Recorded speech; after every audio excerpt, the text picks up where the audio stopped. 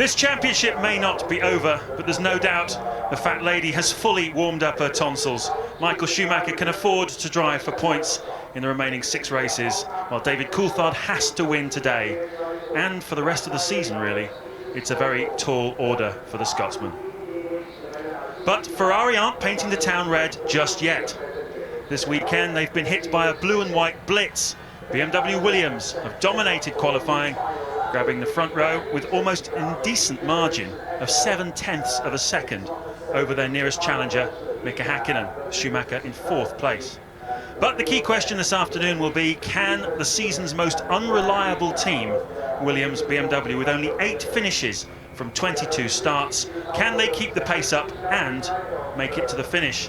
In qualifying, the monstrous 850 horsepower BMW engine and the wide Michelin front tyres gave them the edge. But will the race be a different story? And isn't it nice to have a new driver on pole position? Pole sitter Juan Pablo Montoya. He doesn't care for reputations, and he has no qualms about taking on the Schumacher brothers mano a mano, as he would put it. Ralf Schumacher was unlucky yesterday in qualifying, and he has a burning desire to put this young Colombian upstart in his place. You can see there the Minardi, I think it was, being pushed down the pit lane. Fernando Alonso will start this race from the pit lane. He caught fire on the starting grid. In front of the 100,000 German fans then, Ralf Schumacher wants to put this guy fully back in his place. Williams have grabbed the headlines so far, but as Martin was saying on the grid, McLaren are looking very strong. It was very close this morning in the warm-up, just 1/10 of a second separating the top 4 cars: Ralf Schumacher, Montoya, David Coulthard and Michael Schumacher. And Martin, it's really going to come down this afternoon, I think, to strategy and reliability, isn't it? I think clearly the fact that the Williams drivers sat out a lot of the warm-up and Ralf Schumacher choosing to do most of his mileage in the spare car, I think there's no doubt about it that BMW engine, I think they rev a little bit higher with that. I'm led to believe they do about 400 kilometers before they virtually throw the engines away, 250 miles, so they want to minimize the mileage on that engine this morning. Suggests to me there's a slight Achilles heel there. They did have some engine failures in testing at Monza recently, which is a similar style of racetrack, of course. And I'm led to believe the Ferrari engine and the Mercedes-Benz engine can do well over 500 kilometers before they have to pull them apart and throw a lot of bits away. So quite clearly reliability could play an issue. That's Marquez you see in the pit lane. Of course, Alonso was the car that caught fire, so that means we've got no Minardis at all on the grid, Martin. Just looking down, you can see the back row of the grid is in fact just Arrows's. Both Minardis in the pit lane. Alonso will start, Marquez clearly won't. I wonder if they've given Alonso Marquez's car. I don't know whether their spare car is absolutely ready to go or what, but just a thought went through my mind as I saw Marquez getting out of what appeared to be a healthy car. It was certainly parked on the grid. That's a good thought, Martin, definitely a good thought. The spare was set up for Alonso this weekend, but maybe there was a problem with it. They quite often do a sighter lap just on the parade laps, the 15 minutes before they form up on the grid. The lead driver will put a lap or 2 on the spare car, but we don't know what the situation was with Minardi. Tyre blankets coming off then. Those are the tyres that Coulthard has been complaining about this weekend. The Bridgestone tyres didn't work out for him yesterday, but they were fine for Michael Schumacher and the other runners. Coulthard having a particular problem in qualifying yesterday, which deposited him down into 5th place. Big Mexican wave then from this 100,000 strong German crowd. I remember when I started in Formula 1 11 years ago, you could see plenty of spaces in the grandstands. Ever since Michael Schumacher's arrival, you can't even get a grandstand ticket 2 years in advance. That's how popular this sport has become in this country. They want to see the Schumacher brothers triumphant again today.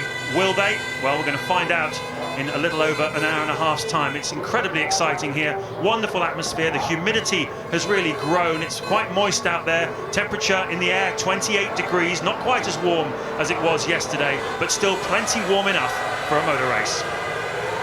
Track temperature's not too high though, James, really, certainly not as high as we saw in qualifying yesterday, and this is a track that doesn't absorb the heat like some of the others. You'll see it's lighter in colour. Ron Dennis was talking to me about this morning, saying it's a lighter texture in colour and it doesn't soak up the temperature, and I don't think that's going to play a big factor this afternoon. We understand that they're cleaning up Alonso's car that caught fire on the grid, and Marquez is going into that, so maybe they've given Alonso the healthier car. Team tactics, understandably, Alonso tends to be faster than Marquez, so I can understand why Paul Stoddart would do that, if that is indeed what he's done. Maybe they had another technical problem, but a beautiful sight then as the cars head out into the forest. This is such a narrow track, James. Really does feel narrow in a Formula One car over 200 miles an hour. Because it's bumpy, you can't run side by side very closely with another car without feeling that you're going to, touch at some point quite easily.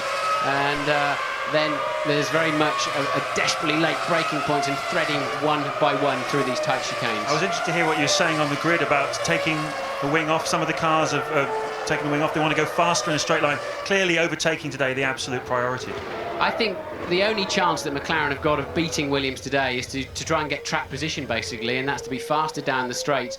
If they don't do it quite early on in the process, then their rear tyres will start to fade, I believe, because the car slides around a lot more in the corners with less downforce. Remember, these cars are like aeroplane wings upside down. The wing is pushing the car into the racetrack. Take away some of that wing, you take away some drag, you go faster in the straight lines, but you struggle in the corners to really maximise and get all the grip you need. A real festival of colour here in the stadium section. There's Ferrari's master strategist, Ross Brawn. And there is the Williams team. Sam Michael with his back to you. He's the main strategist. Patrick Head on the right there. Interesting that they're in heated discussion about something. But casting around some of the team managers, they're all saying, we don't think it's going to rain this afternoon. It's definitely boiling up a little bit in the sky. And it's a little bit windy out there, but no team that I've spoken to is expecting rain during this race. Juan Pablo Montoya then brings the field round, his first pole position in Formula One, but by no means his first pole position in serious motor racing. He was the pace setter over in America in the kart championship. Won 10 races over there, of course, won the very prestigious Indianapolis 500 last year. Chip Ganassi's team, his teammate though, Ralf Schumacher, he has one pole to his credit so far this season. He's alongside him, first Williams front row for almost 4 years. A fantastic sight. Hakkinen behind him and Michael Schumacher as well, and Coulthard. Tremendous excitement into the first corner. Remember what happened last year, of course. Michael Schumacher, you saw pressing a button on the steering wheel. That is part of quite a lengthy process he has to activate his launch, his automatic start control. And there are the two Minardis lining up, coming out of the pit lane. So it's going to be an all-action start, no doubt, into this fast first corner. 110 miles an hour in normal circumstances. 3 lights, 4 lights, 5 lights. You know what happens next? Go! Great start by Montoya, but Ralf Schumacher's away well as also alongside him into the first corner, and one of the Ferraris has been left behind. It's Rubens Barrichello. No, it's Michael Massive Schumacher. accident. Luciano Berti rolls it. Luciano Berti got tangled up in a huge roll. That's sure to bring out the red flag, Martin. I think it'll have to be. It's Michael got away slowly and then just did not accelerate properly at all as Rubens Barrichello is up the inside, and there is the damage. Once again, Michael Schumacher out of this race in the first corner, but the car parked absolutely in the middle of the racetrack. Surely they will red flag it. The safety car is standing by, it says on the computer. That's obvious. Will they be able to control this race? It's a long lap here, of course, James. A minute 40 or so before they're going to get round to this part of the racetrack. So it's a Williams 1-2 and Barrichello up into third place past Hakkinen as one of the Saubers has a go at passing. He'll get a penalty for that if he does not yield back to David Coulthard. The Sauber must let Coulthard back through. Berti then, unsighted, did not see the slow Ferrari ahead of him and just launched off the back of it. And the Ferrari and the emergency vehicle still right in the middle of the track, just towing now. For the second time then in 2 years, Michael Schumacher out at the first corner of the German Grand Prix. They're pulling his car off the racetrack as Juan Montoya in the leading pack enter the stadium section. They're going to make it by about 20 seconds. Safety car on the track. Good decision, I think. Yes, because, and they've not put the red flag out because they have now dragged the stricken Ferrari out of the racing line completely. The safety car will pick them up. That is more than anything to enable them to clear up the inevitable carbon fibre debris that I can see all over the racetrack. Well, Michael Schumacher, of course, will have some feelings about this. He might think this race possibly should have been stopped, which would have given him a chance to get back into the pits, to get into his spare car and start the race all over again. But just look at this debris. Carbon fibre, it's enormously sharp, very light material, but pick it up in your tyres and it'll just put a little slice in them, which when you're going at 220 miles an hour down the straight, tyre could let go at any time. Yeah, that's critical here. These high-speed circuits where the tyres are absolutely on the ragged edge anyway, that's totally critical for a puncture, and the drivers quite sensibly trying to pick their way through that. But even a little shard can give you a puncture, as you said. Will there be some discussions going on right now with drivers on the radio? I know when you were a Grand Prix driver, you were always a big wheel in the Grand Prix Drivers Association. You talked on the radio with the race organisers when a circumstance was too dangerous, when it was too wet, that kind of thing. Will they be saying, look, get this stuff off the racetrack as quick as possible? Here's another look at the restart anyway. For sure they will be. They have now red flagged at this race, so the race is red flagged. I think there's too much debris on the track. They've had to do that.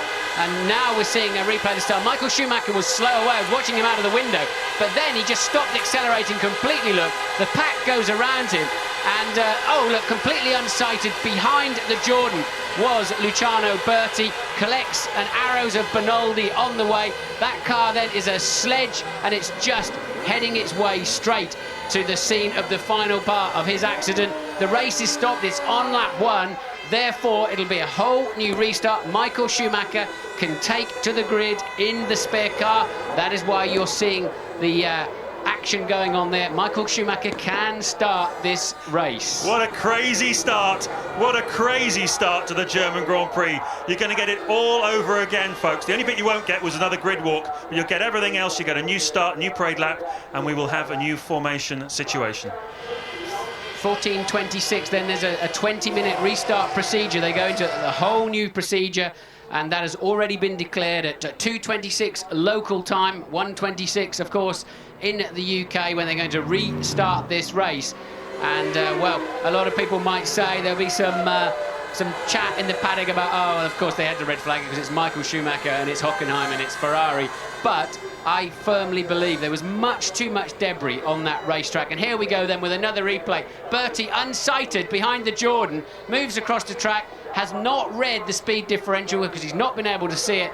And really, that's a lucky escape for 3 drivers. Particularly Enrique Bonaldi, because Luciano Berti went right over the top of him. You've seen situations like that in the past. And there's another angle then. Michael slowing down. He's effectively out of this race, James, at this point. Look, and now he certainly is through this incident now. And that is a horrible, horrible accident.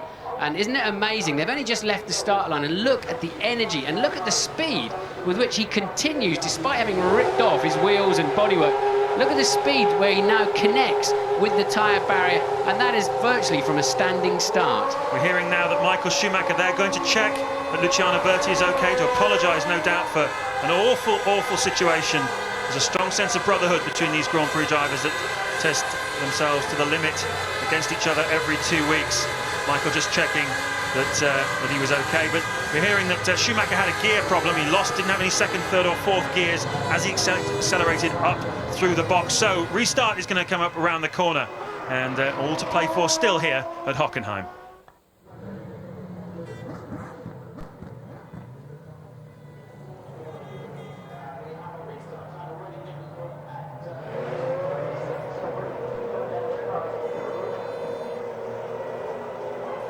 Well, we've been lucky here, Martin. I think there's a lot of different angles of this start, and, well, they just get more and more astonishing every time you look at it. Yeah, this is always the... you've got a car decelerating and unsighted cars accelerating. 800 horsepower in 600 kilos of carbon fibre, and that is the net result. And everybody there, Michael Schumacher, stranded really right in the heart of turn 1. Couldn't have parked in a more unfortunate position. And I think a touch of inexperience there for Berti. I think he could have seen that one coming a little bit earlier, but you know, at the same time, I know just how easy it is to be just looking slightly left or slightly right, and not, as strange as it may seem, you can't even see out of these cars directly ahead that well. It's actually a little bit difficult to see straight over the top of the dashboard. You're always in corners tending to look 30 degrees to the left or 30 degrees to the right, or you're checking in your mirrors or whatever, and that is what happens. And then a lonesome Michael Schumacher in the spare car comes around to join the restart. Drivers have to be very aware, don't they, looking at the cars escaping in front of them, of movement. Anyone moving abnormally, I think left or right, usually I would think would put the warning signals out. Juan Montoya there, looking every bit as cool now as he did when you caught up with him a few minutes ago. Coulthard not looking too cool though, Martin. He's had a troubled weekend, really, hasn't he? I think David, until this morning, was unhappy with the way his car was working this weekend, and finally hooked it up to be just a 10th off of the Williams in third place. Williams first and second, and a fraction behind was David Coulthard. So he certainly seemed to have a better car. But the McLarens were going backwards as well in the early part of that first lap. And it'll be Barrichello who'll be most disappointed. He was up to P3 from P6 on the grid.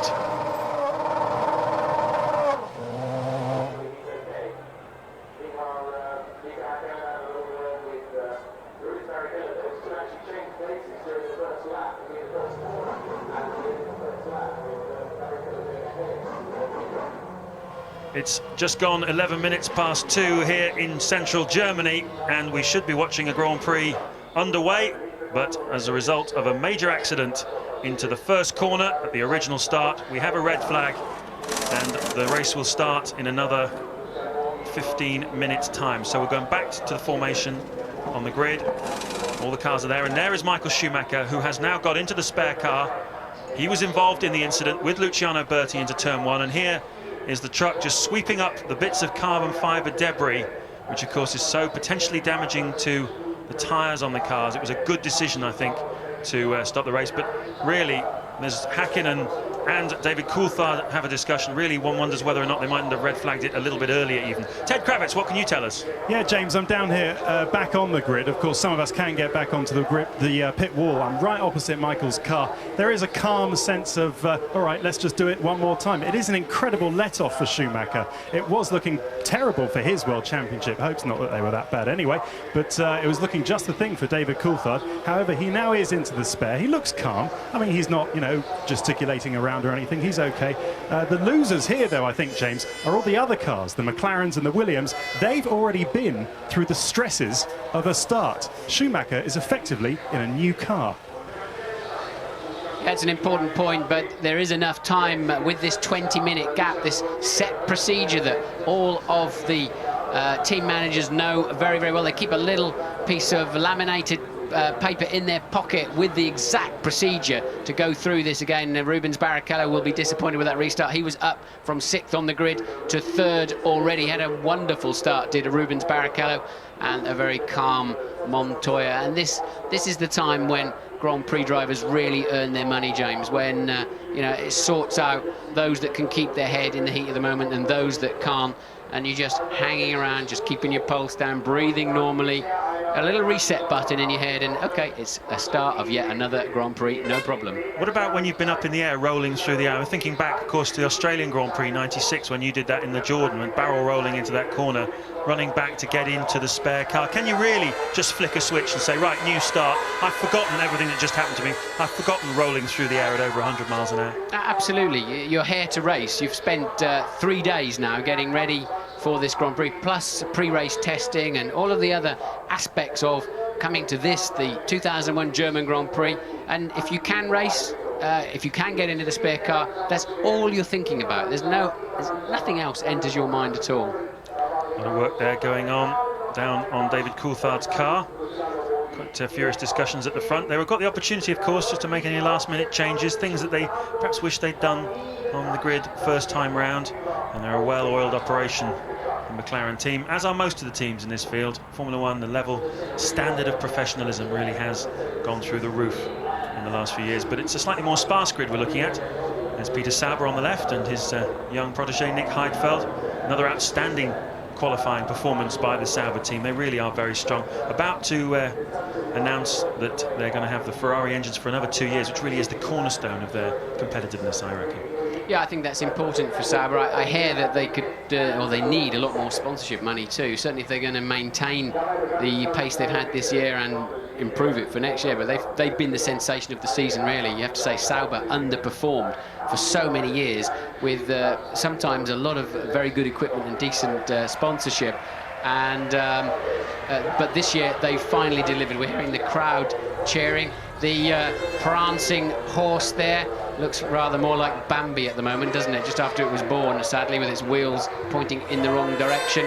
But other winners then in all of this, of course, are the Minardi team. They can now once again go to the back of the grid and hope that they don't catch fire this time around, and they can start the race proper instead of starting from the pit lane. Wouldn't make a huge amount of difference to them because they were on the back of the grid anyway. Yes, the two Minardis are now on the grid where they should be. There's Pedro de la Rosa. Out-qualified Eddie Irvine this weekend. That was an important milestone for him, the Jaguar team. Irvine really has had the upper hand throughout the season, but de la Rosa this time round just getting the edge, and that will have done his confidence a power of good.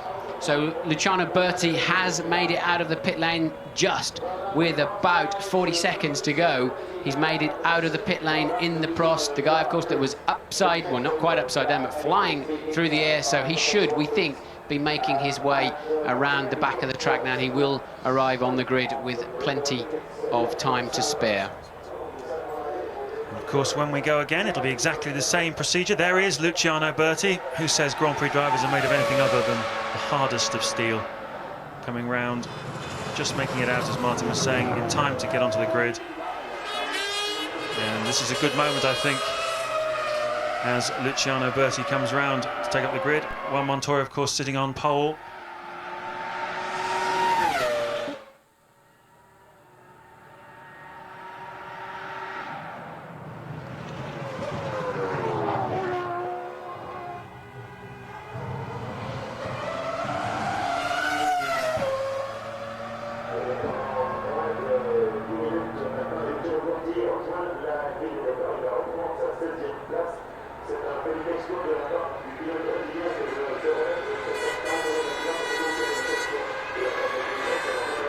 The luckiest man of all, I think, in all of this has got to be Enrique Bonaldi, because Berti went right across the top of him. And I'm thinking also, Martin, when I'm looking at that, I'm just remembering the accident of Pedro Diniz in the Sauber at the Nürburgring a couple of years ago with the roll hoops. There's the reaction. The Ferrari garage, of course. That's Luca Baldesseri with the glasses on the right. He's Michael Schumacher's race engineer, and he knows just how huge an impact that was. Look at Bonaldi, though. Yeah, you're right. Bonaldi was at great risk there, and of course Berti did go completely upside down in that incident. It was a complete roll, and I'd be surprised if it hasn't hurt his back as well. That was quite a landing, that one. I was just saying, Pedro Diniz's accident a few years ago, remember when his roll over hoop just broke off completely? Since then, the FIA introduced more stringent crash test regulations, as we see again Schumacher just talking with Berti. And that seems to have saved Berti's bacon anyway. That's more stringent rollover hoop. But look at this. The car is already prepared for him. And a very slick operation down at Ferrari to get their main man back out on the circuit. He's got a second chance. They've all got a second chance. And the Grand Prix of Germany will kick off in about another 5 or 6 minutes' time. Yeah, I think the big difference, though, is that Pedro Diniz landed upside down on grass, so the rollover hoop digs into the grass and just rips it off, whereas at least if you land on the tarmac, it sort of scrapes along the top, and it makes quite a big difference, that. They're so strong, these modern Grand Prix cars. David Coulthard there, having the steering wheel refitted. He'll be thinking again about what he can do off the start line. Needs to get ahead of Michael Schumacher. That's got to be the objective. And Schumacher, of course, doing everything he can this afternoon to keep the Scotsman behind him.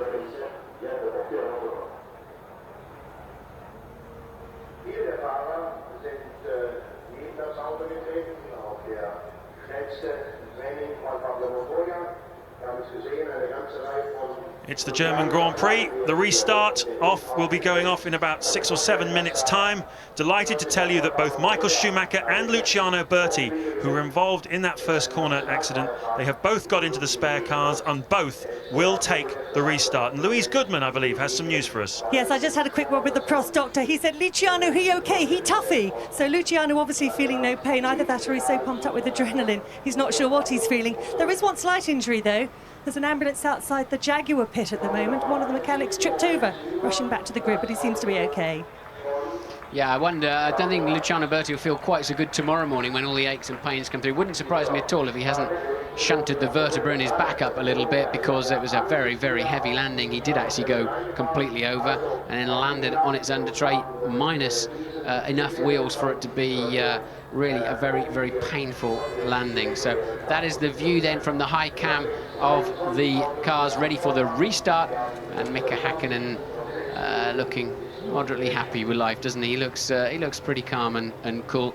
Some of the drivers elected to stay in the car. I thought De La Rosa looked a little bit heavy in the eyes when we saw him. We peered into his crash helmet a few minutes ago. Most of the drivers got out, had a walk around, and I think we're treating it as just another Grand Prix start. I think that's the best thing to do, James. Otherwise, you're sitting in the cockpit just stewing.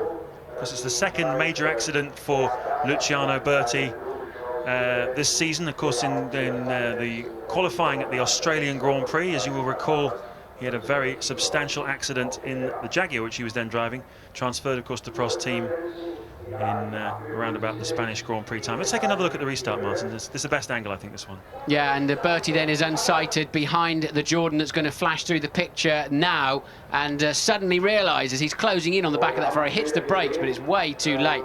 Luckily did not land directly in the cockpit of Bernaldi in the arrows, and then just skidding across, and the wheels staying within the bounds of the racetrack too, so the spectators were safe. There's a big fence there anyway to scoop that sort of thing up, but what it did leave was an awful lot of debris, understandably, right across the racetrack, and even under safety car conditions they weren't really prepared to allow the cars to pass through there. We've had sweepers on the racetrack trying to get rid of all of that carbon fibre. When it breaks up, James, it's really sharp and dangerous stuff and cuts the sidewall, and then what happens is the tyre just grows and grows and grows. You don't initially feel a puncture. It grows at those high speeds, well over 350 kilometers an hour, and then just lets go when you least need it to at the end of the long straights. So the safety car moves off. 4 minutes to go. You see 4 lights on the top there, 4 red lights. That means 4 minutes until the race will start. Just time for me to tell you a nice story I heard about Juan Montoya as we looked there at Mika Hakkinen. Montoya, when he was a young man, raced in Colombia. Got as far as he could through karts and single-seaters and Formula Vauxhall Viva and whatever else they had over there. Realised he needed a bigger, wider platform. But of course he had no money. His father is an architect, not a terribly successful one, and he needed a break.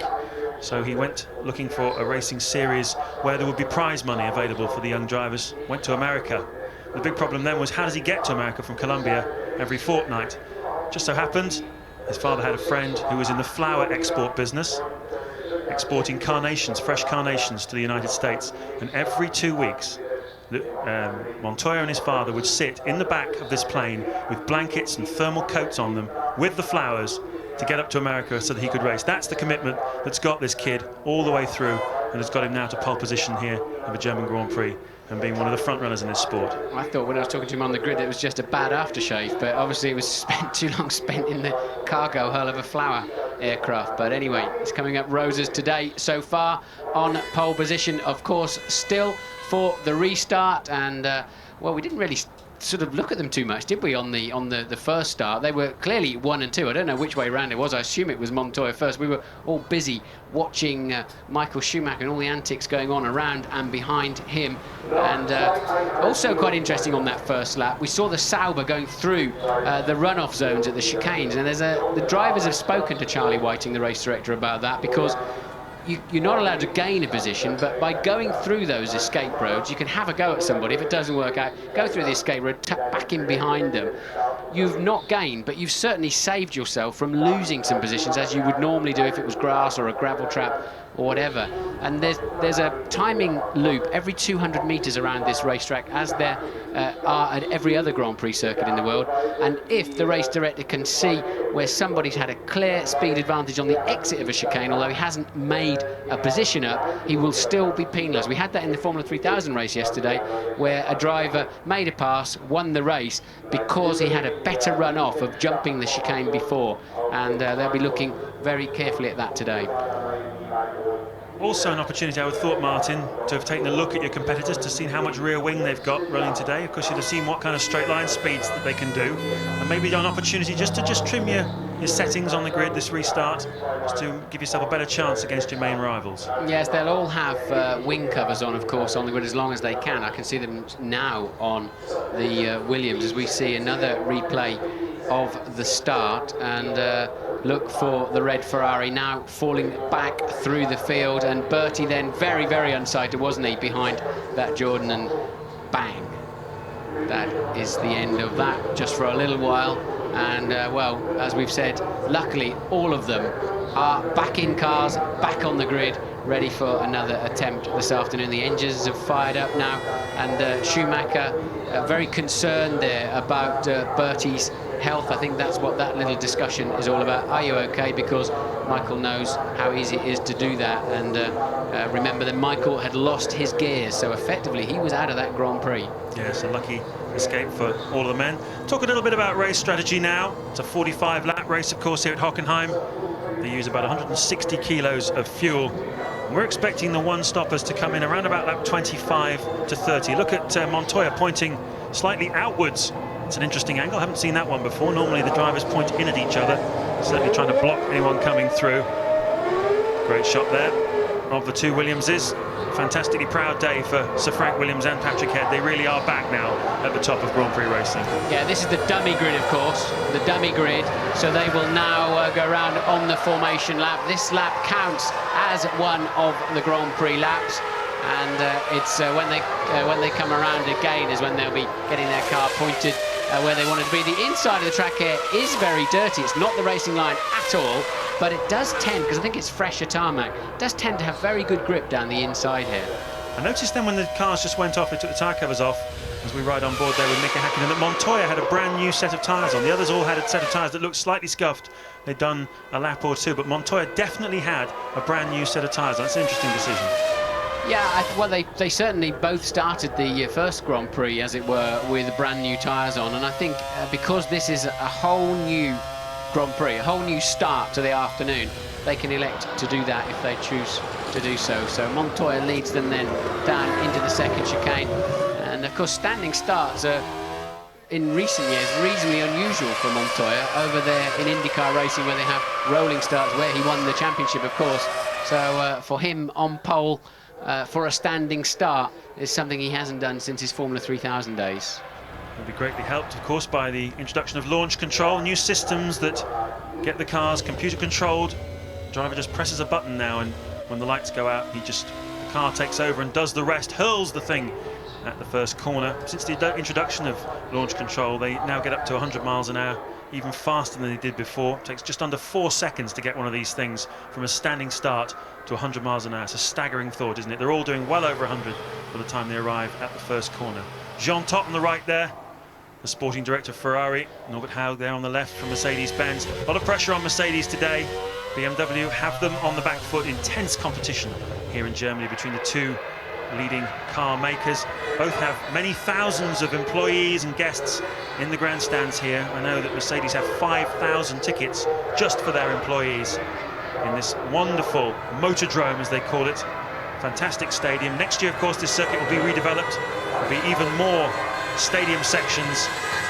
There's the local hero, Michael Schumacher. But all eyes focused once again on the front row, Juan Montoya and Ralf Schumacher. David Coulthard, of course, who's starting alongside Michael Schumacher on the grid, will be grimacing slightly, thinking, I could well have done with him out of this race today for my World Championship chances. So a big save then so far for Michael Schumacher to be able to restart this Grand Prix. But the reset button has been hit then, and they've all got an equal chance once again. The tension, the atmosphere. Their adrenaline's already been pumped to the limit once this afternoon. It's about to be pumped to the limit once again. Everything is in place. 2 lights, 3 lights go on, 4 lights, 5 lights, and for the second time this afternoon, it is go! Montoya away well, also Ralf Schumacher, Michael Schumacher much better, but Coulthard right alongside him into turn 1. Who's going to come out in front? It's very even Stevens between the two of them. Bertie, not surprisingly, rather tentative through that corner for the first time, but Coulthard and Michael Schumacher are going at it hammer and tongs, and Rubens Barrichello looks to make a move. Yeah, Barrichello then all over the back of Coulthard. Can Coulthard find a way around the outside of the Ferrari into turn 1? Hakkinen then losing a lot of speed as he heads down into the terminal speed zone down there. Somebody's locked his brakes, and another big accident. Surely that must be Della Rosa, the first of the Jaguars off the line, running into the back of, I suspect, Nick Heidfeld in the Sauber. So we have a Williams 1-2, a Ferrari 3rd, and now David Coulthard coming back It is De La Rosa in the Jaguar. We don't know the other Sauber driver yet. It is Heidfeld. Heidfeld in the other car. Coulthard's made it back past Rubens Barrichello. A Benetton then across the escape road. It's all happening. Will they have to put the safety car out again? And still, the Ferrari and McLaren absolutely side by side. That's Barrichello and Coulthard one more time. That's going to get tight. That's going to get very tight. Barrichello getting smart there, realising it wasn't going to pay off. And look how much more grunt he's got coming out of that chicane. We don't know if it's wing level. We know that Coulthard took a lot of wing off before the start of the Grand Prix for the warm-up this morning. And still Coulthard with the racing line then. And Barrichello making it stick around the outside. And the Sauber now having a go of Raikkonen. So Coulthard losing out then to Barrichello that time around. That's a massive scrap for what is 5th and 6th places. Fantastic wheel-to-wheel racing here at Hockenheim. Coulthard seems to be dropping back though. Has he got a problem, I wonder? Look at the gap now already between himself and Barrichello, or indeed are they carrying different fuel loads? That's one possibility. Coulthard went wide in the first part of that sud curve, so that's why he dropped back. Coulthard getting right up into the marbles at the top there. So Montoya leads then, James, from Ralf Schumacher by 1.4 at the end of the first lap.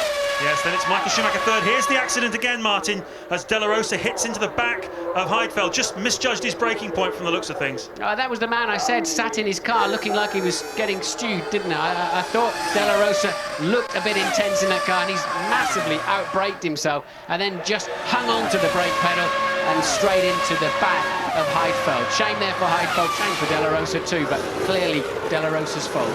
So Montoya a 1.4-second advantage over his teammate Ralf Schumacher at the end of that first lap, but Ralf Schumacher has set the fastest first sector time on the second lap, so these two are pushing each other very hard. Michael Schumacher is third, Mika Häkkinen fourth, Barrichello is fifth, Coulthard down to sixth, Kimi Räikkönen pressing very hard in seventh place in the Sauber. Eddie Irvine has done well. He's in eighth place, just what Jaguar needed, because they've got a very fast race car and they're enormously frustrated always by their performance in qualifying. This gives Irvine possibly a platform for the afternoon to really do something. Ninth is Trulli and 10th Villeneuve. And Barrichello now lining up Mika Häkkinen. So are the Ferraris running lighter, or are McLaren just way off the pace at the beginning of this Grand Prix? They were some 5 seconds adrift at the end of the first lap already. So McLaren under pressure, Ferrari holding station really. Michael looking pretty strong there in third place actually, at least still got the Williams in sight down the long start-finish straight here.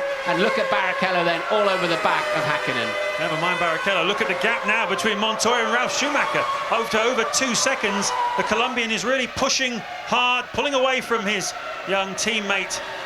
Similar age, both 25 within the heart of this Williams team, and they're both desperate to make their mark. Some great scrapping going on also through the field. Barrichello and Häkkinen very close together in the battle for 5th place as well. Jenson Button fans, he's 13th at the moment, not bad, up from 17th on the grid. Montoya sets a new fastest lap. Yeah, remember Montoya led the Brazilian Grand Prix, and Barrichello, look how close he is now. Häkkinen will have to go to the inside, but the sort of speed differential we saw last time around, Barrichello can go right down the outside, and that was like taking candy from a baby, wasn't it? That was so easy, because really when the drag is coming in heavily at the end, they're doing 220 miles an hour at the end of those straights. Really, the Ferrari looked a lot cleaner through the air. Whether it's wing level or whether it's just aerodynamics, we don't know. Whether it's fuel, indeed. You mentioned before, they could be running a little bit light. Gerhard Berger won this race back in 1997 on a 2-stop strategy. Let's have a look at it from Mika Häkkinen's perspective. Just breezes past, doesn't he? Absolutely, and I can see now that that's earlier in the race, actually. I think that's how Michael took third place at the start of the Grand Prix, James. That's down the outside, and Häkkinen's car seems to hit a brick wall, doesn't it, and just stops accelerating, and they're just into the early part of the braking zone anyway there, and the Ferrari's menacingly, and there is the accident behind. De La Rosa miles out of bed with his braking, panicked really. Once he realised he was a bit deep, just hit the middle pedal, and it did not slow down. It will never slow down while you've got your wheels locked up. It's just the same as on the road. And Montoya then, his lead up to 2.5 seconds last time around. Well, there was nothing between Ferrari and McLaren in this morning's warm-up. It was very close indeed, as it was yesterday in qualifying as well. So what has happened with the McLarens this afternoon? Have they got an end game in mind? Are they carrying more fuel? All these things are possible, or simply have they got the wrong wing angles? David Coulthard unhappy with his car yesterday, but Mika Häkkinen very happy with his. Now look, Barrichello then, has he passed Häkkinen? Yes, he has. So, well, we saw that, didn't we? So Barrichello then immediately pulling out a big gap on Mika Häkkinen and beginning to home in on the back of Michael Schumacher now. So we're wondering, is he on a lower fuel load? Because it really did seem remarkably easy, didn't it? It certainly did. Montoya at the front, though, continuing his relentless progress away from everybody else. He is now 2.5 seconds clear of his teammate, and would you believe it, 5.4 seconds clear of Michael Schumacher. In a league of his own at the moment. Of course, a long way to go in this motor race. Strategy will play a role. Reliability most definitely will play a role, as we see Zonta, I think, putting a nice move on Villeneuve. That's for 10th place, and indeed, Ricardo Zonta standing in behind Harold Frentzen, who was sacked on Wednesday, I believe, by Eddie Jordan, putting a nice move on Jacques Villeneuve, making his way through the field. Olivier Panis, in fact, I beg your pardon, that's the battle for 12th place between Panis and Zonta. Trulli and Villeneuve are 9th and 10th. So Montoya then, a new fastest lap, a 1:42.2. That is 2 seconds underneath the lap record, James, of this racetrack already. We've seen lap records slaughtered all around the world this year, haven't we? With the latest Formula 1 cars, sensational speeds they're doing, and they're down already in the low 1:42s. He was some half a second faster that time around, James, and the dust you see in the background is as they just run a little bit wide on the exit of turn 1. Nothing like as dramatic as it first appears. The pace of development in Formula 1 is relentless. And certainly the biggest leaps at the moment being made by the tyres. Michelin on this Williams you're looking at Juan Montoya, of course, and Bridgestone with Ferrari and McLaren. And the gaps have come down so much. 3-4 seconds a lap we are faster than last year, mainly due to the tyres. Well, of course, Williams are very much attached to Michelin for the future. We understand that the Ferraris will be with Bridgestone for the next 4 years. So what will McLaren do? What would you do if you were McLaren, James, at the moment? I think I'd go Michelin, wouldn't you? I would like to see McLaren go with Michelin, actually. I think that would make would be really good for Formula 1 to see them go a different way from Ferrari. They've been their principal competition, really, for the last 4 years. Now you can see that Michelin, together with Williams and BMW, are getting very strong. As Zonta misses the chicane, has to be careful to feed himself back in the right place, and I think he has done that. Very cleverly done, because if you gain a place by jumping through the chicane like that, you will get a 10-second stop-and-go penalty. Extremely expensive around here, and we've seen it cost people over the last few years. Yeah, I went down one of those escape roads backwards once in a Ligier and still got penalised and had a stop-and-go penalty, which I never did understand. You normally get a fine to go with that as well. But anyway, look, the Ferraris line astern. Barrichello just 7/10 behind Michael Schumacher. They're 3rd and 4th. Häkkinen 5th and 6th, but they're lapping well over a second a lap slower than the leading Williams at the moment. So it didn't look like it after the warm-up that Williams were going to run and hide. Certainly did after qualifying yesterday, but right now they are disappearing. They're a full 7.6 seconds ahead of 3rd place man Michael Schumacher. Well, it's been a race with plenty of drama at the start. We're looking at Mika Häkkinen's wife, Erja, there. And one of the other dramas we had, of course, was the Minardi scenario, where both of them were off the grid, the original grid. Alonso's car caught fire. Marquez's car was pulled into the pit lane. I can tell you they're running last, 19th and 20th. And amazingly, Martin, as we look at David Coulthard's girlfriend there, Marquez is already 11 seconds behind his teammate. And we're only 5 laps into this motor race. Yeah, and for some reason Coulthard's fuel flap is open on the wrong side of the car. They're held on by, and that's a Jordan with some damage by the looks of it. Looks like he's got his front wing hanging out and and there it's gone now completely. So that was Trulli, we believe. So Jarno Trulli then has clearly run into the back of somebody. No, it's Zonta. I'm sorry, it's new boy Zonta, the man who replaced Heinz-Harald Frentzen, but according to the computer printout here. Well, we saw him making that mistake at the chicane, and Ricardo Zonta not exactly covering himself in glory on his Grand Prix debut with Jordan. Here's what he did. Yeah, he's just tagged, look, and that's a very high-speed middle part of the track, and he went to use the slipstream he'd picked up, and the piece of road he was aiming at just disappeared as the arrows pulled across in front of him. It wasn't too dramatic, it just was, well, that could have been a very nasty incident. It's almost, Martin, like Jordan have put a curse on themselves this weekend, haven't they? They've fired Heinz-Harald Frentzen before the weekend, before even his own home Grand Prix. There are banners throughout this stadium saying, Jordan, go home, Eddie, we hate you. And throughout the weekend, they've just had a catalogue of disasters. Engine blow-ups, car failures in qualifying yesterday for Trulli, and again in the warm-up this morning. Now Zonta has lost his front wing, and Jordan will want to forget the 2001 German Grand Prix as Zonta comes into his pit.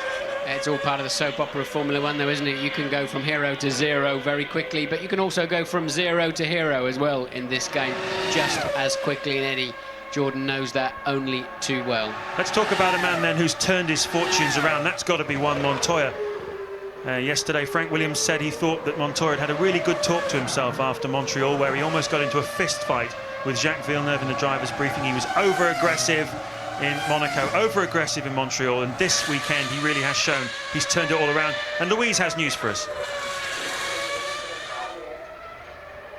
Louise doesn't have news for us right now, but what we're looking at here is Barrichello being allowed past Michael Schumacher up into third place, somewhat confirming, I think, our idea that he may well be running on low fuel at the start of this Grand Prix. Got off the line like a rocket, and he's been scything past cars, and Michael quite clearly letting him go through there. But I'm surprised how much gap Michael's then allowed to develop so quickly. But Barrichello then now getting after those Williams. He's 9 seconds behind the leader. Won the race here last year, Rubens Barrichello, from 18th place on the grid. He started this race from 6th, and, well, he's certainly challenging now. Louise Goodman. This time with Pedro de la Rosa. Pedro, was that maybe a slightly over-optimistic move? Yeah, well, I made a mistake coming into the second chicane. I braked too late. Just as simple as that. Sometimes you have to take risks. I made a good start, and it was not that I braked too late. It was just of later than I would. It's just that they were stuck in the first chicane really slow.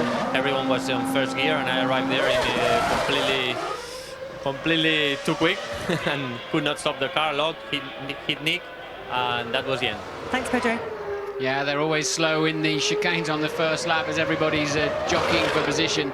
That's a guarantee, so that's not a maybe, that's a definitely that that's going to happen. And there's the gap already then that Barrichello has opened up on Michael Schumacher. Schumacher lapping 1.4 seconds slower than the two Williams that are running first and second at the moment. And Montoya's lead then up to 4.7 seconds. And as you can see now for yourself, Barrichello 4.3 seconds further down the road in third position. Can he make this lower fuel load work for him this afternoon? He's got a heavy and hard afternoon ahead of him, and that presumably then is Zonta pulling out of the race. There must be some other form of damage on Zonta's Jordan from when he tagged with the arrows going down the straight. Ricardo Zonta then retires from 20th place in this German Grand Prix. Montoya still leading after 8 laps from Ralf Schumacher. Barrichello up to 3rd, having been let through by his team leader, Michael Schumacher, who's now 4th. It's where he wants to be, in front of David Coulthard, his main title rival, who is down in 6th place. Between the two of them still, Mika Häkkinen. Kimi Räikkönen holding on in 7th place. Another strong performance from this young Finnish driver. Then Eddie Irvine in 8th, just 0.6 of a second behind Räikkönen. Trulli is in the fight as well in 9th. Jacques Villeneuve is in 10th place. And we're looking at the race leader, Juan Montoya, and this is what he got a reputation for over in the United States. Pulling away from the start. A very aggressive, feisty racing driver. He's a fantastic physical presence, Montoya. Big, powerful forearms, a real barroom brawler. Louise, what can you tell us? Well, I'm stood here with Nick Heifel. Let's get the other side of the story. Nick, Pedro admitted responsibility for that one. Presumably you'd agree with him. Yeah, I mean, I think everybody who saw it on the TV has to say that it wasn't my mistake, but I'm out of the race. And your face is registering your disappointment. I mean, we've been very strong all weekend. I've been on P7 for the last 2 days, and that's the maximum we can achieve. And another really bad thing is that it's the 3rd or even the 4th time that I'm hit in the race, and nothing I could do about it. Bad luck, Nick. Thanks. Yeah, definitely a very ambitious move there or mistake it really was by De La Rosa, which he was good enough to admit. We're just watching a slow-mo of the oversteering McLaren there of David Coulthard with the fuel flap, showing the cars, all Formula 1 cars have a fuel flap on both sides, because depending on the direction of the racetrack and whether the pit's on the inside or the outside of the racetrack, you fuel left or you fuel right. You fuel right-hand side of the car from the driver's perspective here. So that is just a redundant flap this weekend that has managed to come up by itself, and that will not be helping the aerodynamics on this high-speed, low-downforce racetrack. I mentioned before that Eddie Irvine has a better race car than he has a qualifying car, and he's putting some moves now on Kimi Räikkönen. This is the battle right on your screens. I think the directors cottoned onto it too. Just 0.6 of a second between them as they went over the line last time, and Irvine has been monstering him through one or two of the chicanes on this lap. We'll see what Kimi Räikkönen is made of shortly, I think.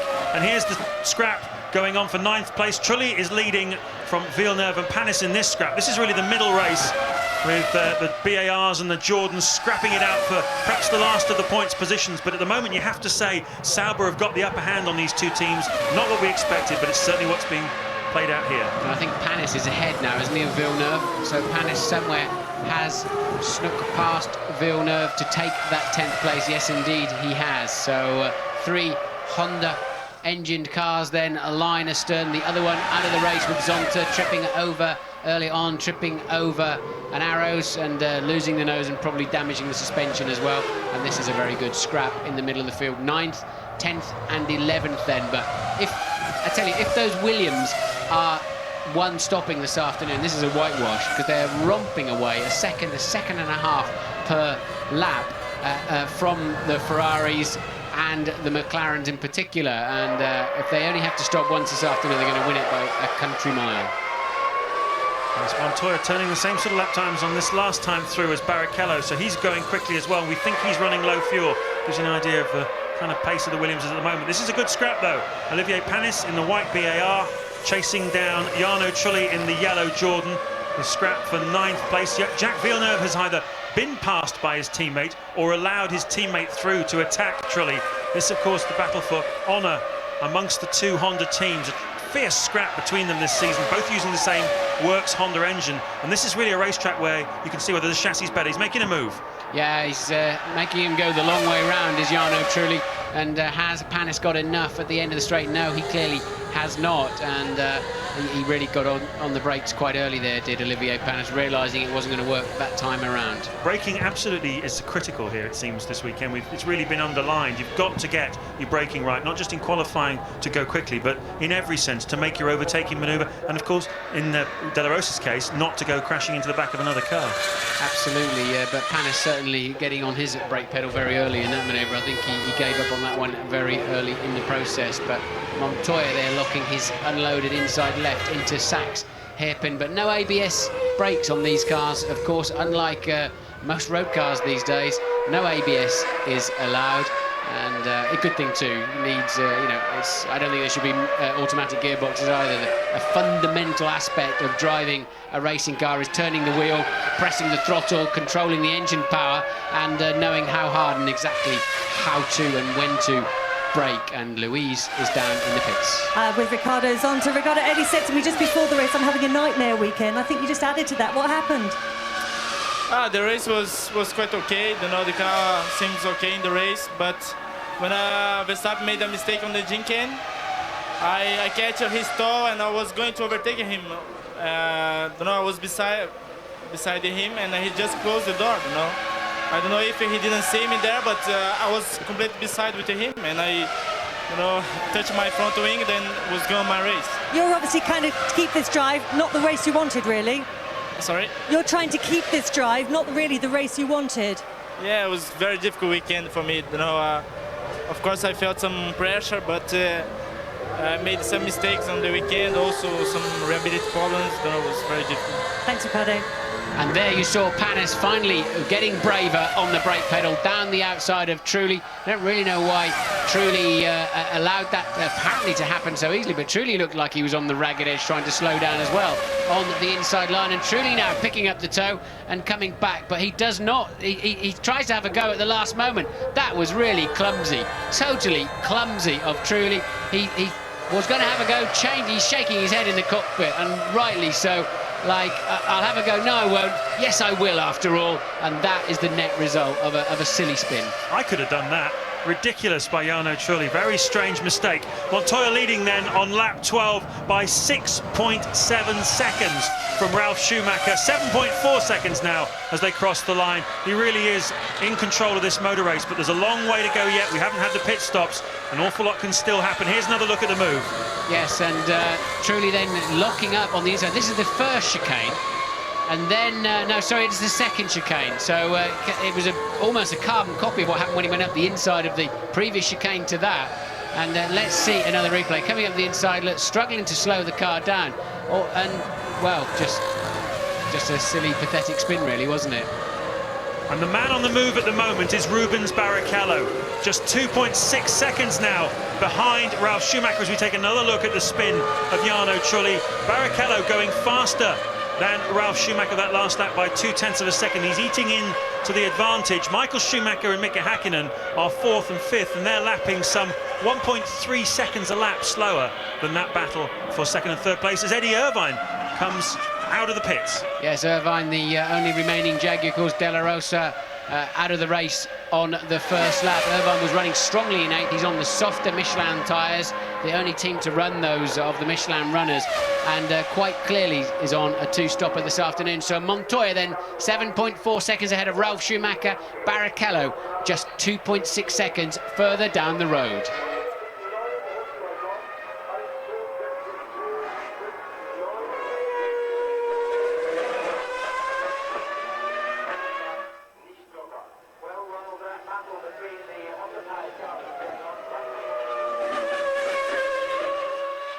$10 million question now is what fuel strategy are the leading runners using? Juan Montoya lapping comfortably in the high 1:42 bracket, roughly the sort of pace we saw this morning in the warm-up. Ralf Schumacher a little bit slower, 0.6 of a second slower than his teammate, and he's given away 8 seconds in 13 laps, which is pretty consistent with losing about 0.6 of a second. Round this circuit, 10 kilos of fuel will lose you about 0.3 of a second.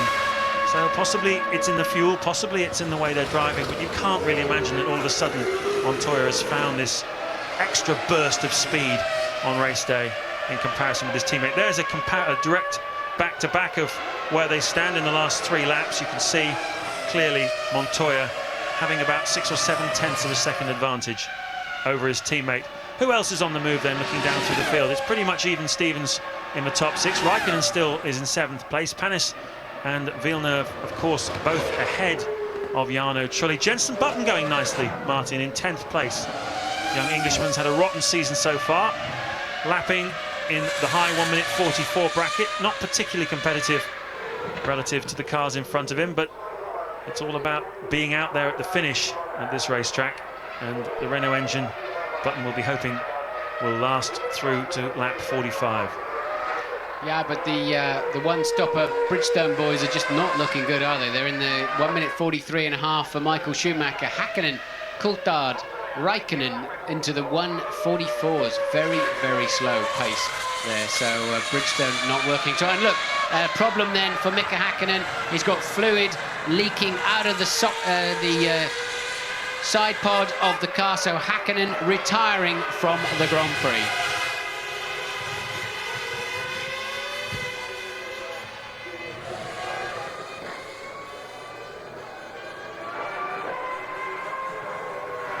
Lap 14 of the German Grand Prix, and Mika Häkkinen in trouble. Mika Häkkinen slowing down.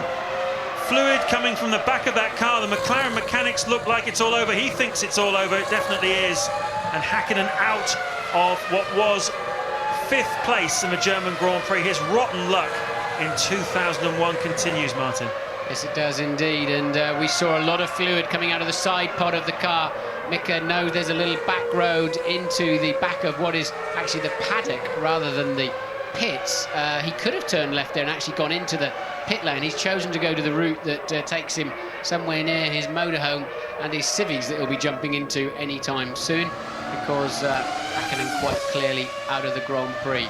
And well, it's not looking good for McLaren, Mercedes-Benz this afternoon. They've got 2 BMWs in front of them. They're just 100 miles from their home, 100 kilometers from their home in Stuttgart, and it's a miserable afternoon so far. Yes, Mika Häkkinen's 6th retirement of this season. Ted Kravitz, what can you tell us? Yes, James, actually down here in the McLaren pit, the mechanics had moved all their chairs that they sit on during the race while they're waiting for them to do their bit in the pit stops. They've moved them out of the way. Thought Mika was going to be able to make it back to the pit, but wasn't. Heads dropped. It just, you know, another one of those things. Häkkinen out of yet another motor race this year. Ralf Schumacher responding to the challenge from Barrichello. He's gone half a second faster on that last lap than the Ferrari driver, as Mika Häkkinen once again disconsolately takes off his helmet. Look at the fluid pouring out. Is that a hold radiator? Yeah, the radiators are situated there. Certainly looks like water, doesn't it? Rather than it's not oil, and it certainly will not be fuel, because that's tucked in a rubberized tank right in the back of the driver's seat in the centre of the car. So I would assume that is some kind of connector or failed radiator there for Mika Häkkinen, and Ralf Schumacher really on it once again on this lap. It's Montoya you're looking at now, though. He was 8.3 seconds ahead last time over the start-finish line, and Ralf trying to find a bit more pace. His teammate very much outperforming him in the first third of this Grand Prix. It certainly is, and BMW certainly outperforming Mercedes. A battle for German honour between the big car constructors. Big lock-up there for Ralf Schumacher. You can see Rubens Barrichello's head bobbling around there. Just what Martin was saying before about how bumpy this track is. There's Michael Schumacher. That's the margin between them, 9.2 seconds. Schumacher clearly driving for the points this afternoon and keeping Coulthard behind him. He's currently 10.5 seconds ahead of his nearest championship challenger. We'll see him any moment now. There is David Coulthard. Yeah, he's losing about 1.8 seconds per lap to the leaders. The fuel flap won't be helping that, but it certainly won't be much more than a tenth or two around this lap, I would guesstimate. And then that must be for Rubens Barrichello. They must be, yes it is indeed, Barrichello in then at the end of the 17th lap. So Barrichello, the first pit of the afternoon, scheduled stop. Bang on target for a two-stopper. Rubens Barrichello comes in. He's going to take on about 50 kilos of fuel, and he should be stationary for about 8.3 seconds. What's he doing? Oh, well, I think the clock is a bit out there. Bang on target for a two-stopper. So we now know that our hunch was right. Rubens Barrichello should filter back in again around about... Well, it's difficult to tell. It's quite competitive there. He seems to be behind the McLaren of David Coulthard, so in which case he's filtered in 6th place. Well, that means it's working out well for him then, doesn't it? I mean, they've now both got to stop one more time, and we know that Barrichello's got the faster car, so that is looking pretty healthy for Ferrari ahead of McLaren, but they're not going to be anywhere near these guys. But they will be disappointed, I think, Martin. I think probably the idea there was to get him out in front of Coulthard. That would have been the game plan. They'll be disappointed. He's got all the work to do again of getting past him. But of course, one less car for Barrichello to pass this time round is that McLaren of Mika Häkkinen. As into the pits comes Kimi Räikkönen from 7th place. Yeah, surprising how many teams have elected for the two-stopper this afternoon. Traditionally, it doesn't work here, does it? I mean, as you said, Berger did win the race like that, but only because other cars dropped out in many respects. So Eddie Irvine then in the pits again. That must be a problem for Eddie Irvine, because he's already made a stop this afternoon. And Räikkönen, I can see the mechanics saying, no, cut the engine at the top of your screens there. So another good afternoon potentially for Kimi Räikkönen, cut short. Two cars retiring at the same time, starting to drop out a little bit now as Häkkinen walks back. Bad news for Jaguar, both of their cars out of the race. Bad news for Sauber, both of theirs too. Häkkinen, Zonta, Heidfeld and De La Rosa, the retirees. Only 18 cars running after 17 laps. And Ralf Schumacher putting the hammer down now. Sets the fastest lap of the race so far, in pursuit of his teammate. Thinking about pit stops in the not too distant future. We expect them anytime between lap 25 to 30. The two Williamses out front. Montoya at the moment having the upper hand.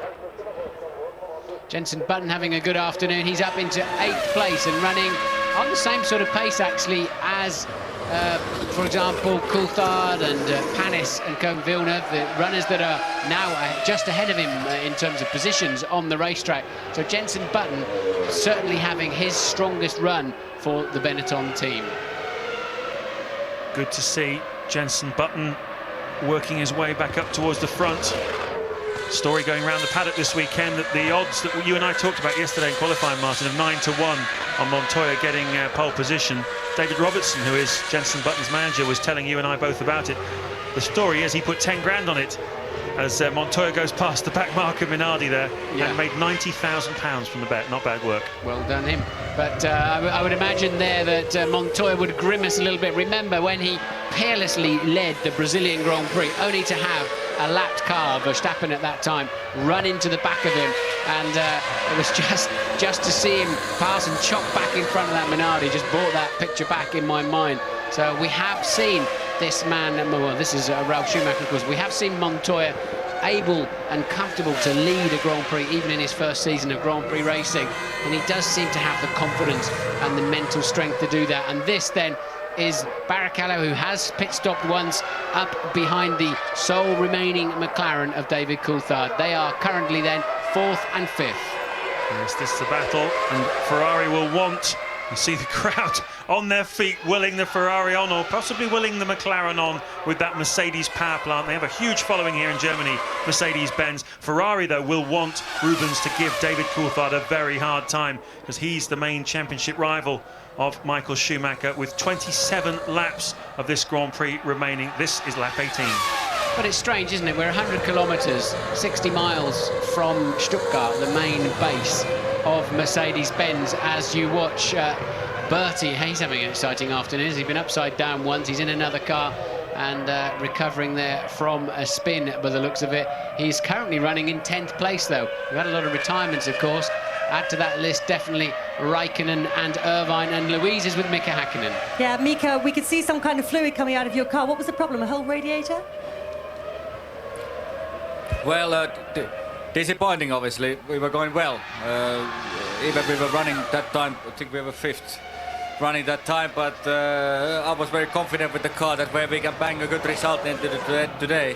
I was looking for the finishing in podium, maybe 3rd, maybe 2nd, never know, but just a lot of vibration suddenly arrived from behind me, a lot of smoke, and I lost the drive and engine just stopped. Thanks, Mika. David Coulthard defending his corner heavily there, and that's where we saw Barrichello pass earlier in the race when he had a lighter fuel load, and Coulthard really seemed helpless down the straights, didn't he, with the Ferrari in his slipstream.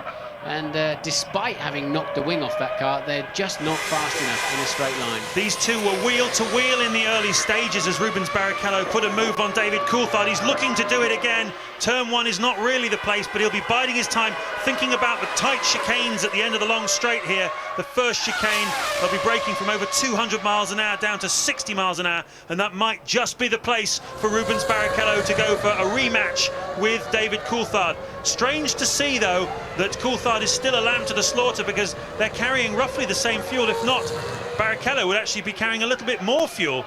In fact, on a two-stopper, Coulthard getting very leery, though. And that's what you hear David Coulthard talking about. He said, I don't like the balance of the car. It's too oversteering the chicanes. That's what he means when the back end is stepping out.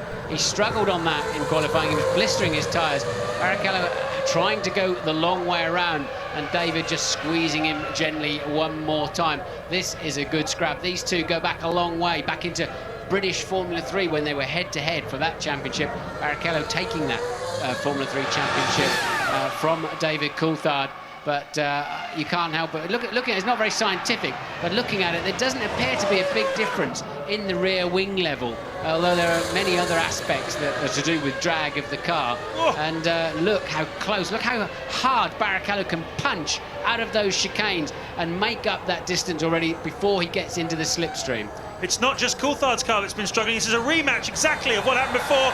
And once again, Barrichello goes round the outside of the Sachs curve, and he is absolutely flying this afternoon, Rubens Barrichello. A real point to prove. The German fans here, the Ferrari legions, they love it, absolutely love it. Rubens Barrichello then up into 4th place. Still leading is Montoya after 20 laps. Ralf Schumacher second, 9.2 seconds behind his teammate. Michael Schumacher now 27 seconds adrift of the Colombian, and Coulthard still having terrible problems to get that car pointing in a straight line out of the corners. And Barrichello 4th and Coulthard 5th. Here it is again. And this is the 3rd chicane. This is the beginning of the move, and Coulthard running raggedly round the outside, really desperately trying to find some grip, and Barrichello able to keep Anita tidy line, just punch out of the corner.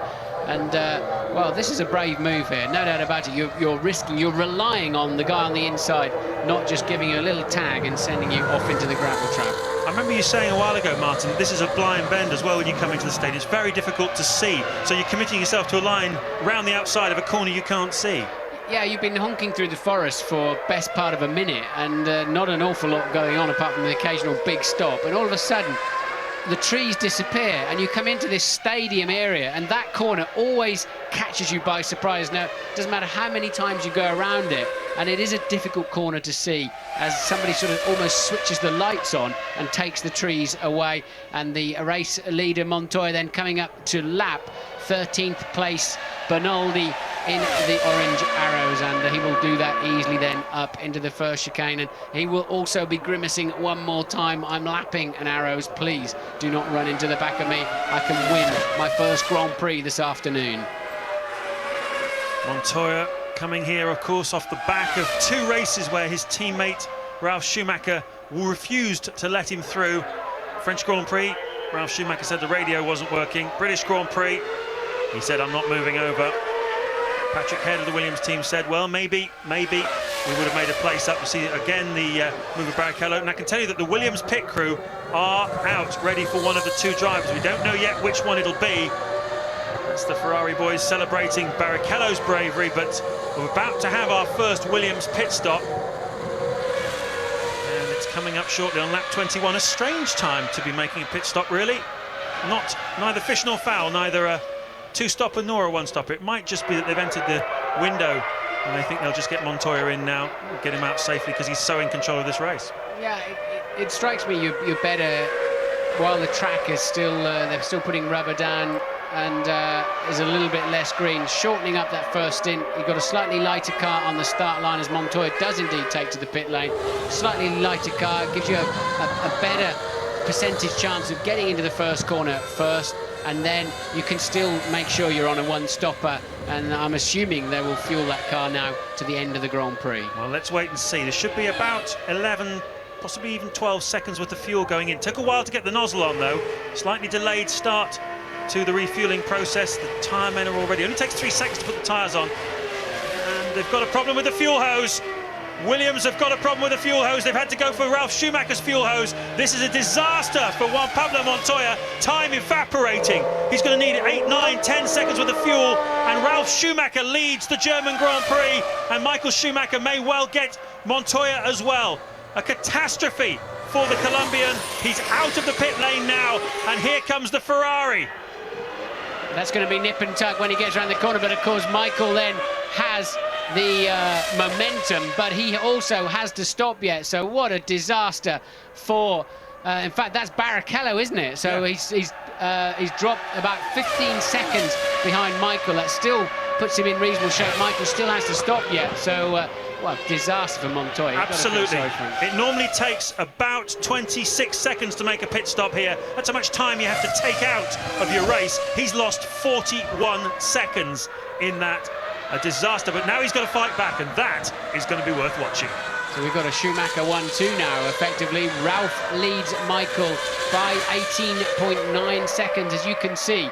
And surely that puts Ralf in with an easy chance then to win the Grand Prix, providing he doesn't have fuel rig problems or any other pit stop problems. I still think Montoya's got more than enough speed to beat Michael Schumacher this afternoon and take second, but that win now, all of a sudden, looking highly unlikely, you'd have to say. Well, Montoya had a 7-second advantage over Ralf Schumacher before he came into the pit stop. I've worked out why he made the pit stop then. It's because he was about to catch the Trulli-Panis-Berti battle for 10th place, and that would have taken him a long time to carve through. That's why the lead drivers are coming in for their pit stops now, and here comes the Ferrari into the pit lane. Michael Schumacher currently second then after Montoya's drama. Can he regain the track in front of Montoya? We're looking for Montoya. Can't see him at the moment. Yes, he's coming past now, so Montoya will stay ahead. He did have a healthy lead, of course. Here Montoya does get ahead then of Michael Schumacher. So he's into second place now, Juan Montoya. Michael Schumacher should be able to rejoin without losing too much ground. Pit stops always have such an influence on the Grand Prix, don't they? Because things can go wrong. There's always that possibility. I think Montoya's third place. He is definitely behind Barrichello. So Montoya out into third place. Now Ralph, then, the new leader, has to make his stop this time around. Of course, Barrichello has to make a second pit stop. He's on a two-stop strategy. Everybody else on a one. Michael slows down. Michael Schumacher has got problems. We saw it the first start. He didn't have any gears, and the car... He's only just made his pit stop and something has gone catastrophically wrong. He's not pulling off the racetrack though, which is a strange move for him. He obviously thinks he's going to get it restarted again. I just didn't want to go onto the grass, I think, but clearly the car has fouled. He's thumping the steering wheel. He really should have pulled that out of the racing line as brother Ralph then pits for his one and only scheduled stop of the afternoon. Leader Ralf Schumacher into the pits. Let's see if it works out okay for him. They had the fuel hose on first time around, but clearly no fuel was coming out of Montoya's hose. They had to go for the spare. There's Montoya entering the stadium now. I can see him. He's behind Rubens Barrichello. Ralf Schumacher is going to regain the lead of this race. It's all turned around. It's all going off here at Hockenheim. Michael Schumacher's out. Mika Hakkinen is out. Ralf Schumacher is now leading, and we've got Bertie off again. What an eventful afternoon he's having. And that's turn one, where of course he's already been in those in that conveyor belt with the incident on the first start. So Bertie, I think you'll see him coming through the picture, just missed his braking point on the way in. It's very bumpy on the way into that corner. It is easy sometimes for the chassis to just bottom out and you just miss the turn-in basically and go straight into the gravel trap. And there's Michael Schumacher waving out. There's quite a big grandstand out there actually down at that first chicane. But unusually then we're seeing a Ferrari out of the Grand Prix. Coulthard will then be taking some points out of Michael Schumacher's World Championship lead if he can get to the end of this Grand Prix. David Coulthard is currently running in fourth position. Well, the gap is 37 points going into this Grand Prix. If Coulthard takes the 3 points for fourth place that he's in at the moment, that gap will go down to 34 with just 5 Grand Prix left. Jenson Button exiting the pits. He was in 7th when he made that pit stop. So Button out now then, and past him goes Trulli and Panis. So Jenson Button having, as we said, the best weekend so far of his Benetton career. Michael not looking too gutted. Of course, he has got that healthy 37-point lead, and Coulthard has yet to get to the end of this Grand Prix. What I want to see now is, will Montoya really put the hammer down? We know from what he's told us on the grid, we know from what Frank Williams has said, they're allowed to race each other. Will that now be the case? Will he set about closing whatever the gap is? We're going to find out what that gap is this time around, now that they've settled down after their pit stops. And they're coming across the line now. And smoking, he's smoking. He's smoking. You can't see it on your screen. Montoya has blown up right in front of us, Martin. Juan Montoya is out of the race. Unbelievable turn of fortune for the Colombian driver. Well, I mean, how quickly can it go wrong for him? Just like in Brazil, leading the Grand Prix easily and through no fault of his own, with fuel problems, with an engine problem. And remember, he only ran this car for 7 minutes this morning. He wanted to minimise the on-track time. Clearly, there's an Achilles heel. We've seen it now for ourselves. It was a blue, smoky sort of, I would guess, engine failure. I'd be surprised if it's not an engine failure. That's the pit lane. That's why you saw the car flashing through, despite having jumped over the wall there. He's crossed the pit lane, so Ralf Schumacher then leads from Rubens Barrichello by 10 seconds. And Coulthard now up into third place. Yes, more points for David Coulthard. More points eating into the lead of Michael Schumacher in the World Championship. It isn't over yet. And Juan Montoya had another terrific afternoon, hasn't he? Through no fault of his own, he's out of this race. Michael Schumacher also out of the race, just signing a few autographs as well. His luck at this circuit has really been poor over the years. Only won once back in 1994. You think of all the years that Michael Schumacher's been competitive. Here's another look, Martin, at Montoya's demise. I think it's our first look, really, isn't it? We just happened to see him out of the window here of the commentary box smoking, and that obviously is the right bank of the BMW V10 letting go there. And good night and thank you from Juan Pablo Montoya. Well, this is the circuit on which a nutter walked out last year and caused chaos in the Grand Prix. It's an eventful race. It's been eventful for all of these men who are now reduced to the role of spectator. Luciano Berti He's certainly had quite a time of it this afternoon. Michael Schumacher, Mika Häkkinen's on the sidelines, Pedro de la Rosa, Nick Heidfeld, Kimi Räikkönen, Eddie Irvine, and of course Juan Montoya. 12 cars still running after 26 laps.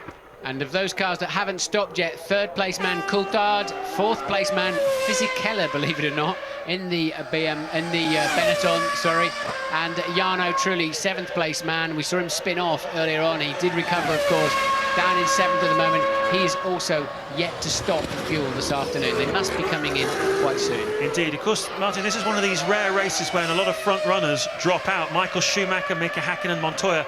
From the front-running teams, it's an opportunity for the smaller teams to fill their boots, get some points. It looks like Fisichella at the moment, Alesi there in the points. Fisichella fourth, Alesi fifth. That's Fisichella making his stop, so it'll drop him out. But he's quite a big gap over Villeneuve. He'll come back behind Villeneuve. He may just be on the fringes of the points after this stop. Nevertheless, an opportunity for all of these guys to get some much-needed points. McLaren mechanics in the pit lane too for this man, David Coulthard. There you see it. So Coulthard in a solid third place. He was 29 seconds ahead of Fisichella, so should easily be able to retain that third place. Just down the road in front of him by 6 seconds is Barrichello, second place man. Barrichello is also yet to stop, but of course so has David Coulthard, and we've seen the Ferrari is faster this afternoon for whatever reason than the McLaren. So this is your leader then. Moving into lap 28, Ralf Schumacher, 10 seconds ahead of Barrichello. Barrichello yet to stop again, and Coulthard in for his one and only stop of the afternoon. Quite late, isn't it? At the end of lap 27 for Coulthard. Ted Kravitz. Yes, James, there were looks of resignation at Williams when Juan Montoya blew up. So Coulthard into the pit now ahead of me. A set of scrubbed Bridgestones on for him. Just looking at the tyres. Oh no, the fuel tank hose does go off. It's an OK one-stopper. The tyres are in a terrible state though, around 10 seconds. I thought it seemed not too bad actually. If that clock of eight and a bit seconds of fueling seemed pretty good for me for one stop. Of course, he now has less distance to go to the end of the race than he has travelled so far. So, and is that smoke I just saw coming out of the back of Coulthard's car? As he may have been, may not have been, but I thought I saw just as we cut. Yes, it is. Look, Coulthard. I think that's Coulthard the other side of that bridge, out of the race. Yes, it is. David Coulthard out of the race. So often happens, James. You make a pit stop, the temperatures just rise above a critical point. You hit the rev limiter to leave the pit lane, and bang, out it goes, just like Montoya. Well spotted, absolutely amazing. Indeed, David Coulthard is out of the race. The front runners dropping like flies. We've only got two cars from what are considered to be established top three teams still running in this German Grand Prix, and they are Ralf Schumacher and Rubens Barrichello. Rubens in second place, just 9.9 seconds behind Ralf, but of course Rubens has to make another stop. Jacques Villeneuve is enjoying the afternoon. He's now up promoted to a podium position in third place. Fisichella up to fourth, Panis is up to fifth, and Jenson Button, for the first time this season, is in a points-paying position in sixth place. Now that'll be critical for Benetton to score some points. Right now, they're headed to be at the far end of the pit lane for next year when they reshuffle the pack based on championship positions. That's the stricken McLaren of David Coulthard, and that is the European Minardi of what must be no, it's Marquez. Marquez is in the pit, so Marquez having a dismal afternoon too. Norbert Haug then, both of his cars. He's the Mercedes-Benz sporting boss. Both of his cars now out of this Grand Prix, and the BMW people will be sitting on all of their crossed fingers and toes. They would like to win this race, or maybe for the second consecutive year this man Rubens Barrichello can win the German Grand Prix for his second Grand Prix victory. Ralf Schumacher leads from Barrichello. Coulthard showing third on the computer, but now out of the race, so that elevates Villeneuve into third. Fisichella is fourth, Panis is fifth, Button is now sixth, Alesi seventh, Trulli eighth, and Bernaldi in ninth. Verstappen rounding out the top 10.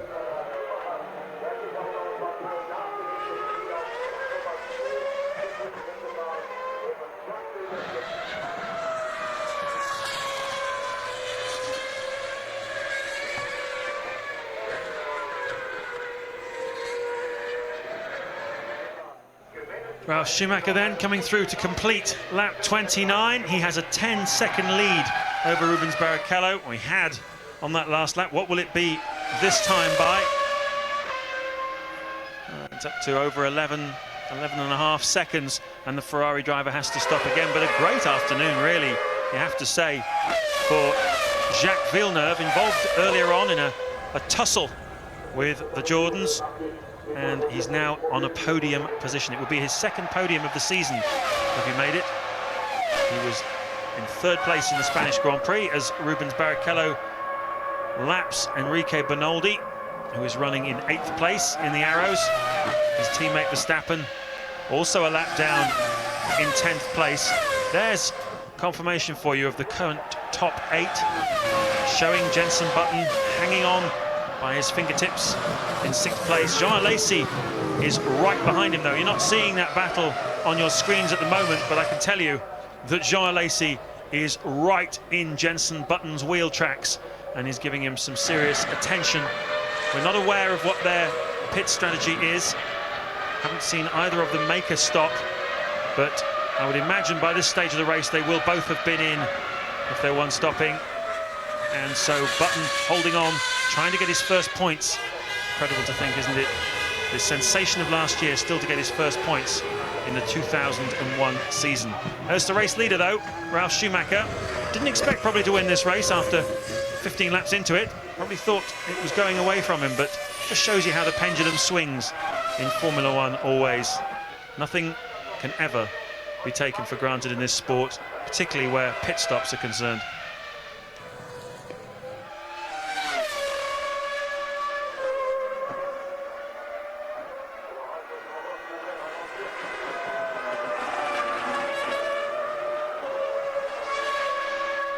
Lap 30 of this 45-lap, topsy-turvy, utterly crazy German Grand Prix. We've seen it all this afternoon. We've seen a first corner accident involving Michael Schumacher. We've seen a car rolling through the air. We've seen a restart. Many of the front runners have dropped out, some of them after pit stops, some of them with engine blow-ups. And it now means this man, Juan Montoya, led until his pit stop dropped him down into 3rd place. A disastrous refueling for him. Dropped him right down, and then his engine blew up, and it's meant that Jacques Villeneuve in the BAR is up in a possible podium position.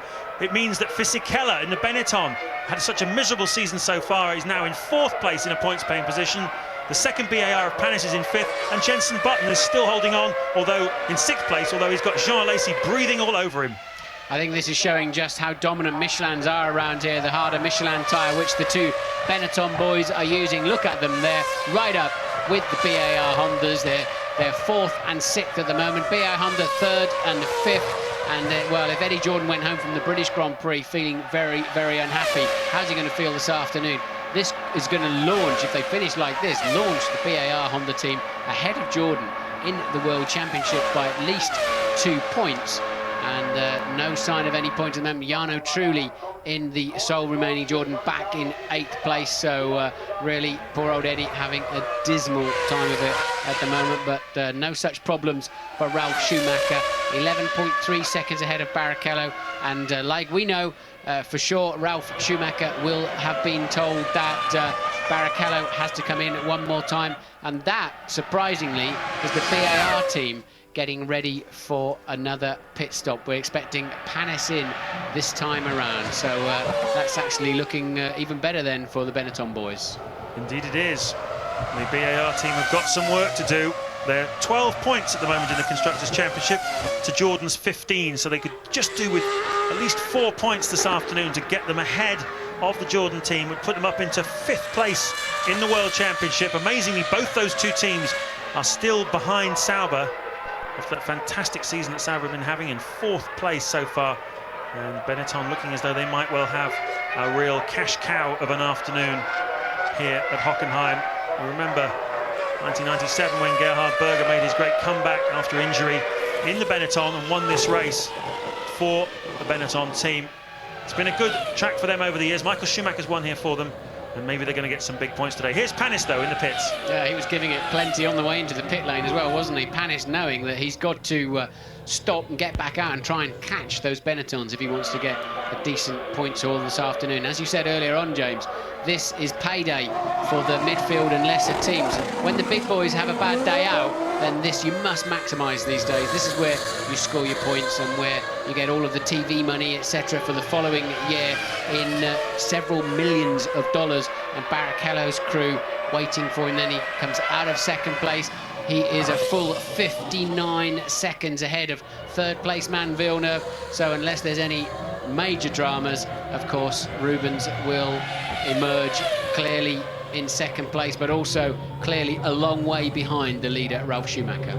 Rather annoyingly, he's going to have to lap the two arrows once again. They've gone past us, so he's got like, well, there's a delay here. Fuel hose isn't even on. Fuel hose had to go back on again, didn't it? So similar circumstances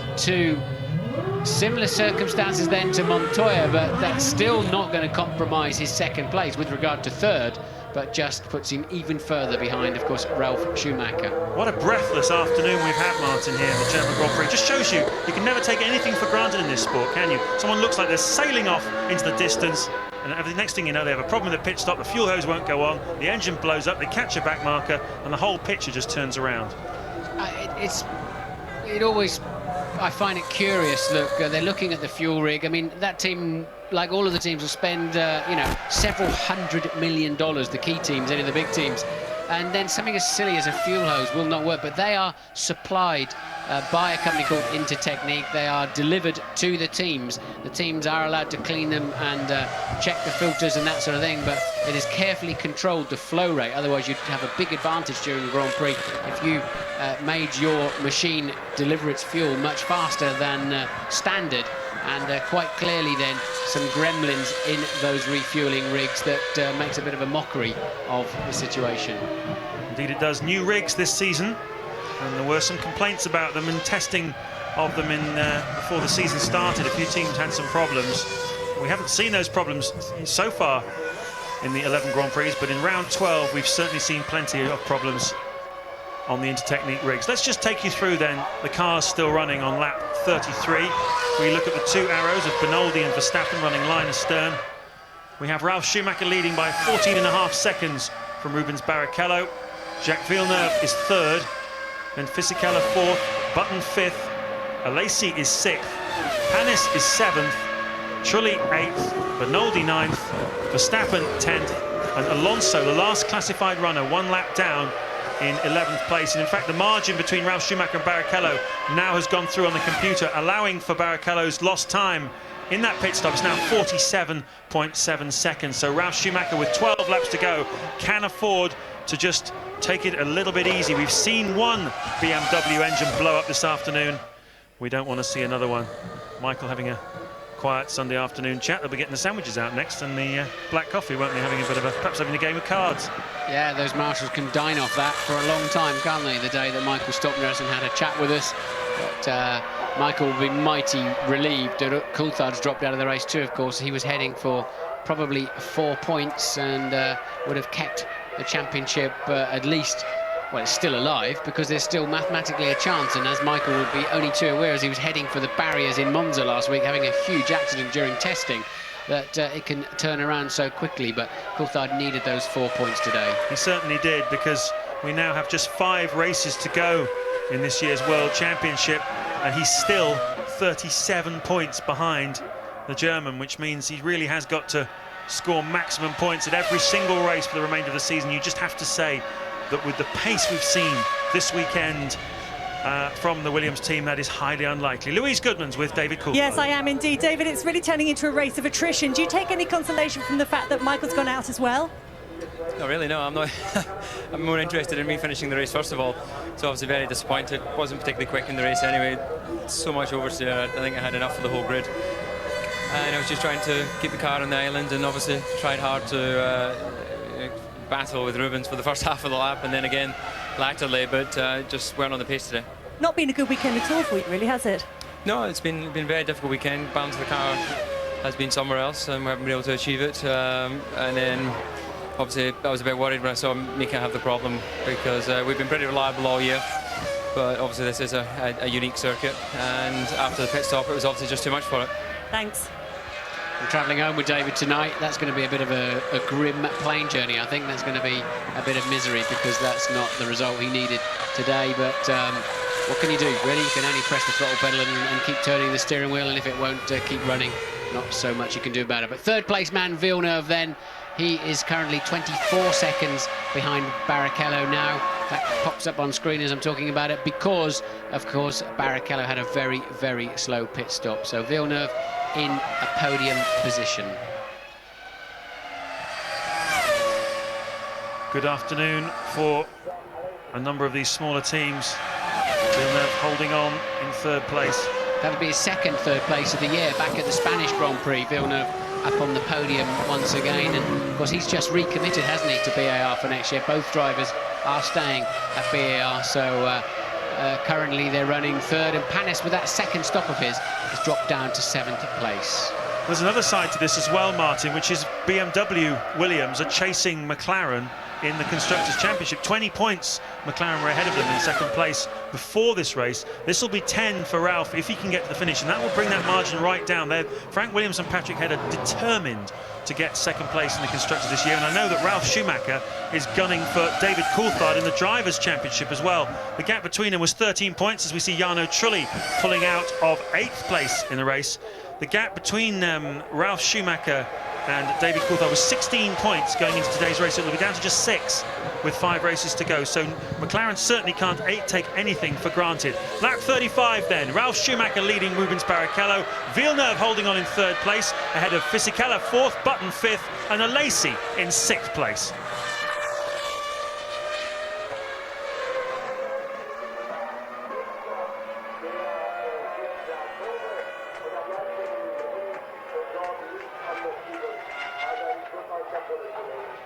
We were talking a moment ago, Martin, about these races where the top teams drop out.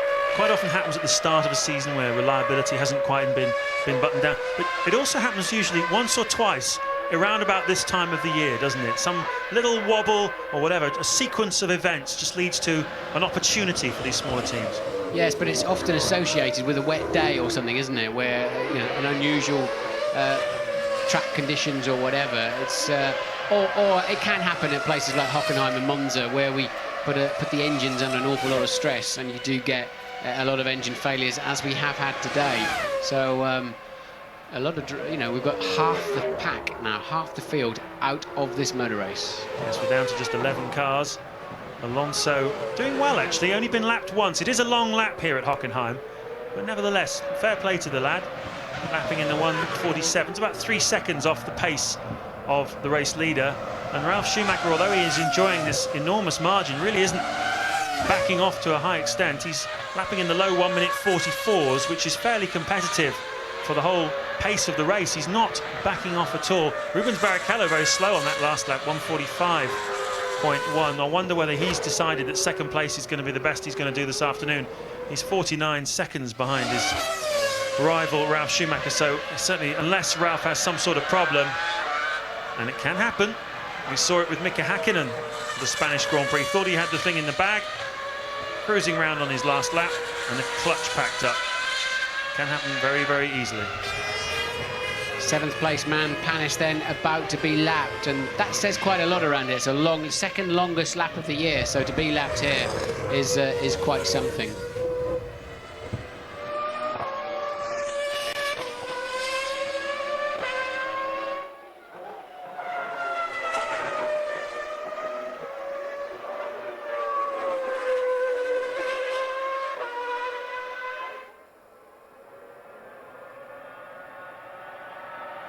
Eight laps remaining in the German Grand Prix. James Allen and Martin Brundle with you. A very happy looking Patrick Head. 50% happy possibly. Their man Ralf Schumacher leading this race, looking very comfortable with a 49-second lead. The 50% of him which will be unhappy is the one which will be reflecting on the fortunes of Juan Pablo Montoya, who led this motor race, looked like he was going to win it, and then a sequence of events, first a poor fuel stop and then an engine blow-up, put him out of contention. And Louise Goodman can tell us a bit about Montoya's situation. Yeah, he was indeed 100% unhappy, as you would imagine. He had actually left the circuit already without speaking to any of the journalists. He did have a quick word with Anne Bradshaw, the team press officer. None of it apparently repeatable on the family show, so I think you can judge your own conclusions from that. But I can confirm it was an engine problem that put him out of the race. So Montoya then joining the other 12 people that are currently out of this Grand Prix. Truly then has dropped, there's 10 runners, truly out, engine problem it looked like. Coulthard, engine problem. Marquez stopped in the pits. Montoya, engine problem. Michael Schumacher looked like electronic or fuel to me on the side of the road. Luciano Berti went off into the barriers in turn 1. Raikkonen, some kind of problem when he was in the pit. Same with Irvine, dropped out of the race after or in a pit stop. Hakkinen, fluid pouring out of a radiator on the left-hand side of the car.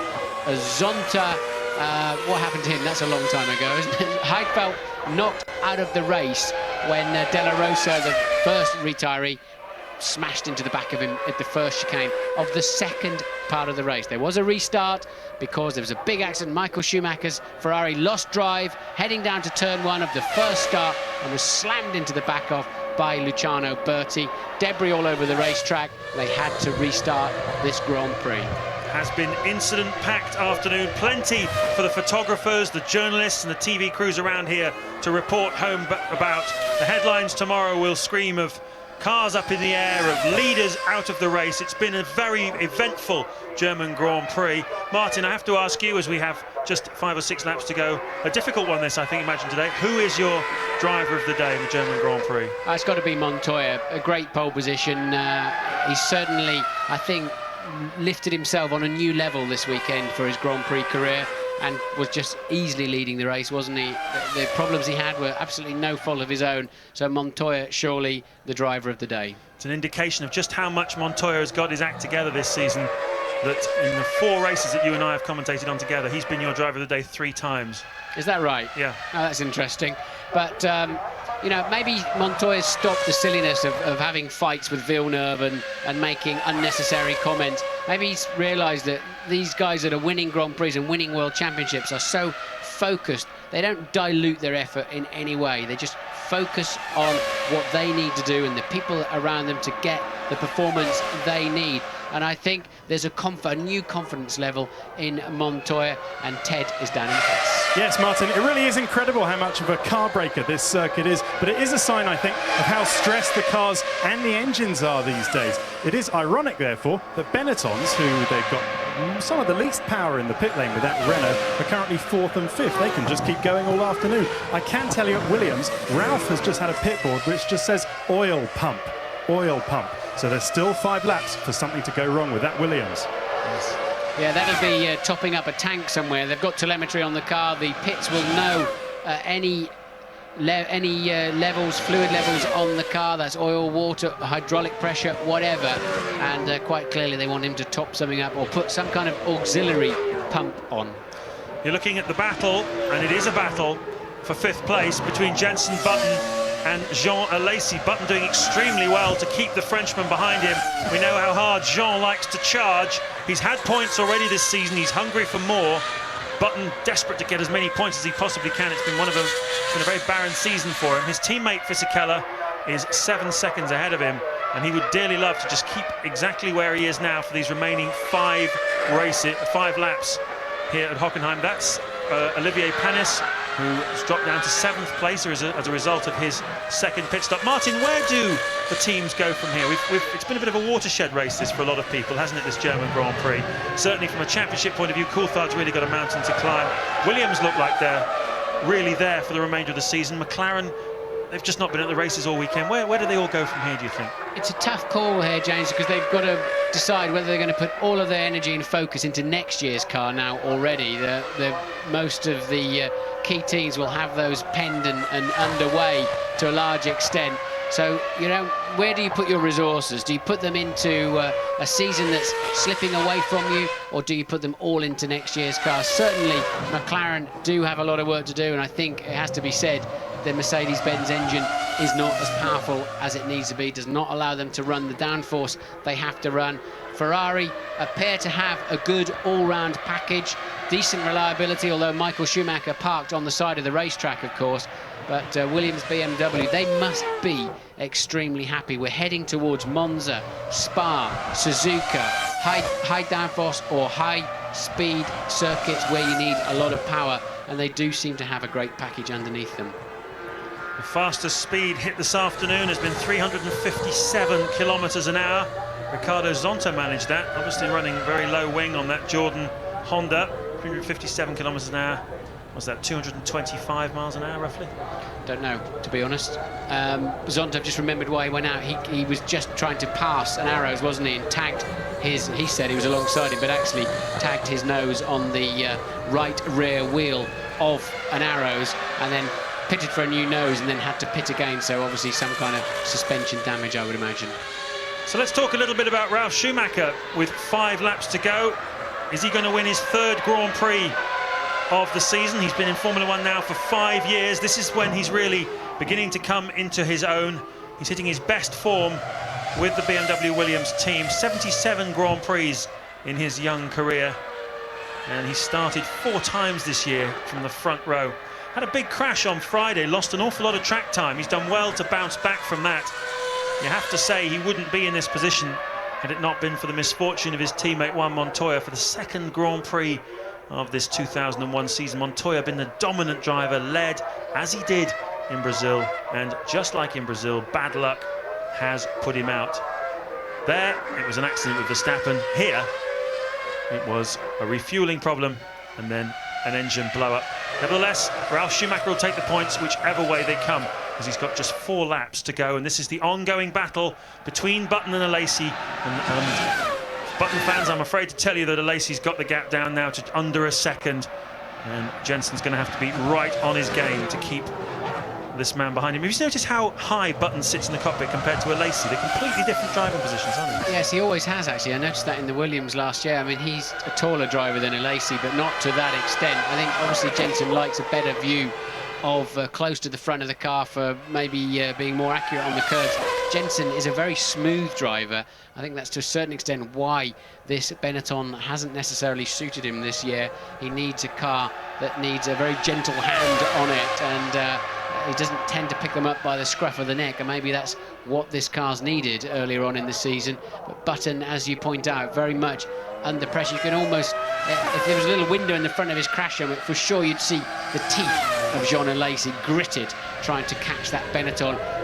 He's already in the points as Alesi in 6th, but he would like 2 points, I'm sure, for his 3rd point-scoring race of the season. I'm sure when you're driving these things, Martin, you're not aware of what you're doing. You're just concentrating on driving. Do you ever catch yourself sort of snarling, or ever catch yourself doing anything strange inside the crash helmet, or breathing very hard or anything like that in situations like this? Oh, you talk to yourself nearly all the time, and yeah, there's Michael listening to. Well, I don't know, I'm assuming it's the race. It certainly won't be cricket, will it, or whatever, but sometimes you get out at the end of a Grand Prix and your jaws ache because you've clenched your teeth. Certainly in Monte Carlo, where you're concentrating and working so hard, and your jaws actually hurt. Interesting you should say that. My dentist believes that the reason David Coulthard's cheeks are the shape they are is because he grinds his teeth too much. I don't know if that's true or not. We'll have to take it up with him sometime. Here's a nice super slow-mo of Ralf Schumacher locking up his left front tyre. And those Michelin tyres, Martin, have been the story, really, of this weekend, haven't they?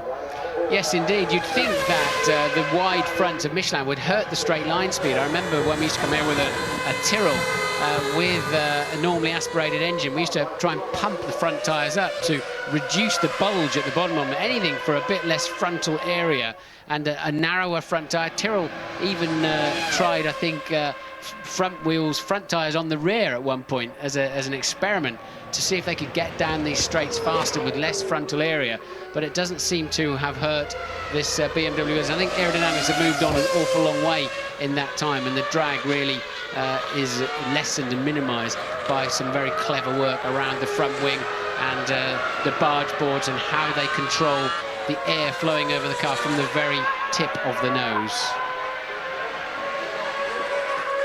More points on the horizon for Jean Alesi. He's had a good season, centre part of the season. Got a point in Monaco and 2 points in Canada. That's the 2 Arrows cars. They've only got 1 point so far this season. They're not going to get anything today. They've been together pretty much the whole race.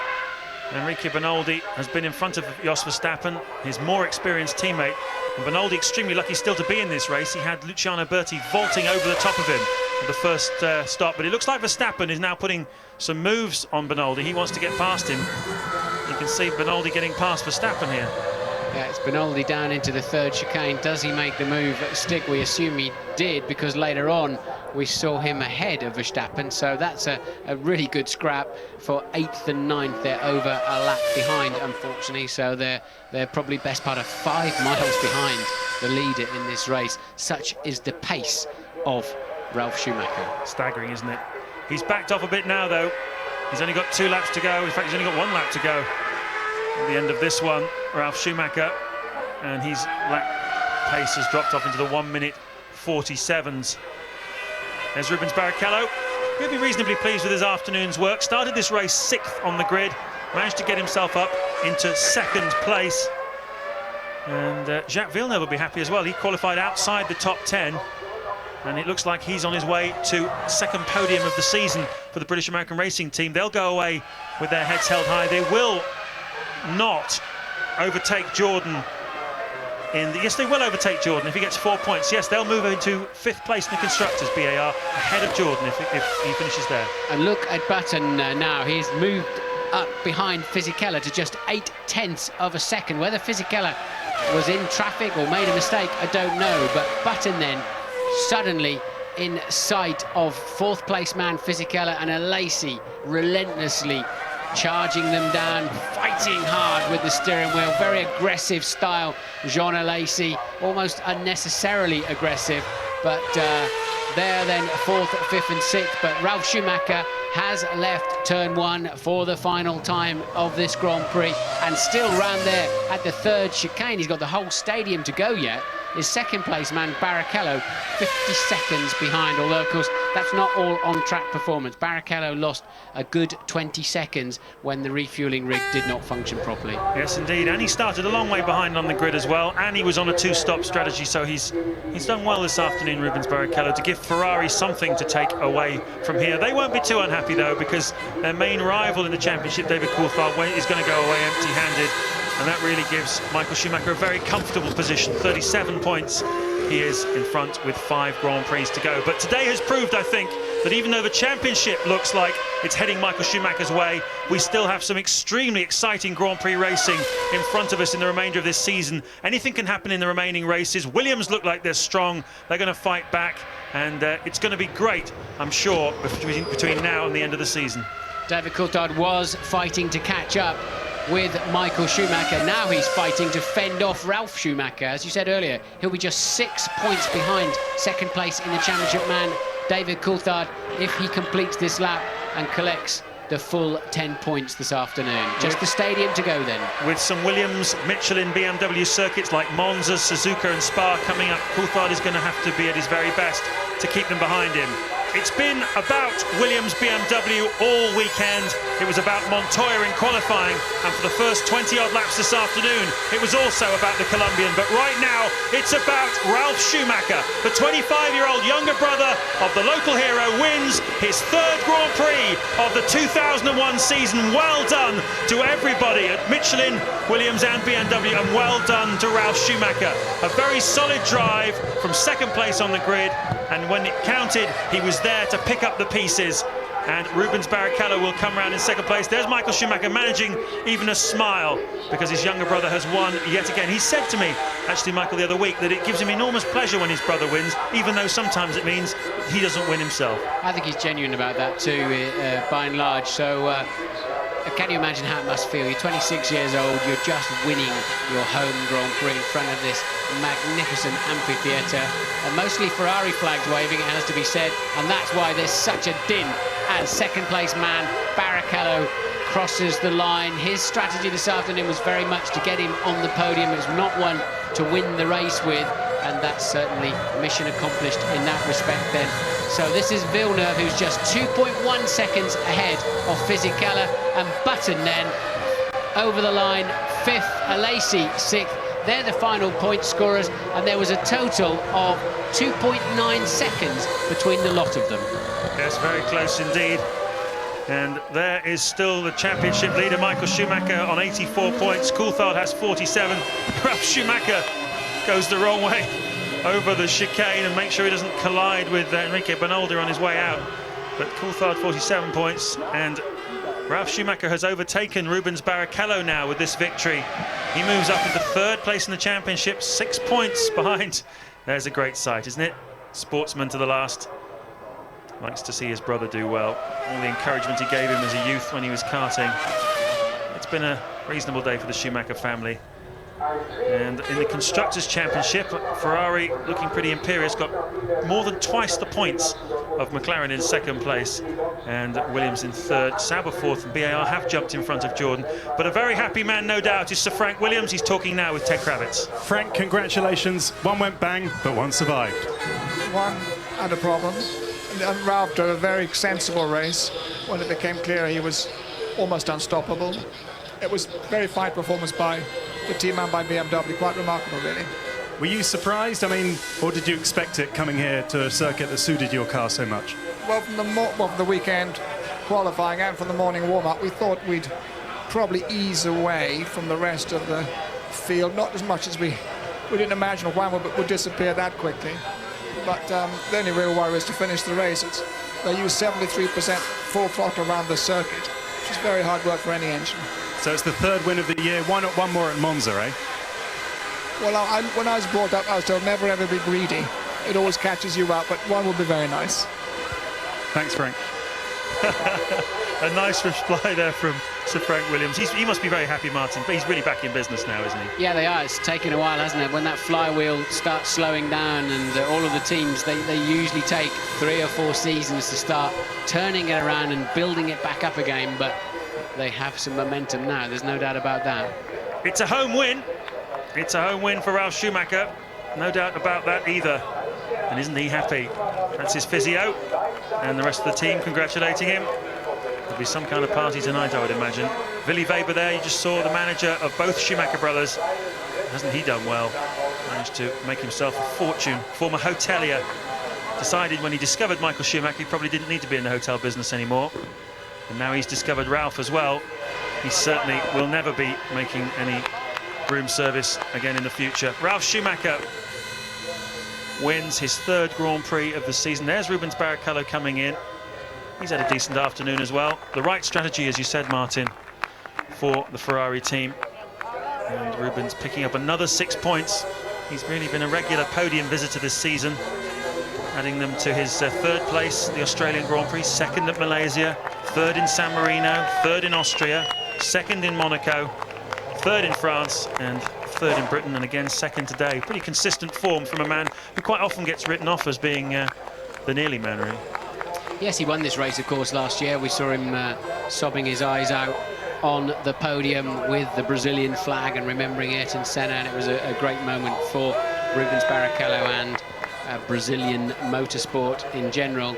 But I think he'd be moderately pleased with today. Villeneuve, I think, will be extremely pleased with his 2nd podium of the year for BAR, a team that he is more involved in than is normal with a driver. He is a fundamental part of BAR. Normally you're just in a sort of an employee type situation, and I think Jacques has more of a say in the management of BAR than most drivers do. Just saw Fisichella there going through the shot. There's Jenson Button, got his 1st points of the season for 5th place. So that's 5 World Championship points in one afternoon for Benetton. It's been a long, long time coming for this team, but 5 points takes them, puts them nicely into the championship. Yeah, it does, puts them into 7th place and ahead, amazingly, of Jaguar. I mean, Irvine was having a good run today, wasn't he? But Jaguar down there with just 5 points to their name at the moment. Not working out for them. Michael Schumacher has made it back to the pits. He'll want to see the podium procedure with his brother and see his brother before he goes up onto the podium, of course. All good TV, I'm sure. Michael looking... I mean, Michael's not going to be too upset, is he? He wasn't going to win the race, so Ralph has, and Coulthard scores no points, so that's why Michael's got a bit of a spring in his step, by and large. There you see the championship situation. Going down through to 18th place. Only 22 drivers in Formula 1. which means that 4 have yet to score a point. Pretty good knockings for everybody. Everybody's been collecting some points throughout the season. Been spread out fairly evenly in the lower orders. It's not quite as simple as that, because obviously you've got Zonta in now replacing Frentzen, and that you end up usually with more than that quota, more than the grid numbers by the end of the season. But only 10 finished today, 10 cars over the line, and 12 cars not making it to the end of one of the hardest, fastest but shortest Grand Prix of the year time-wise. It's been a very eventful afternoon. First corner accidents, restarts, leaders dropping out, front runners dropping out. We lost Mika Häkkinen, we lost Michael Schumacher to mechanical failure. We lost David Coulthard as well, and Juan Montoya, the engine blow up.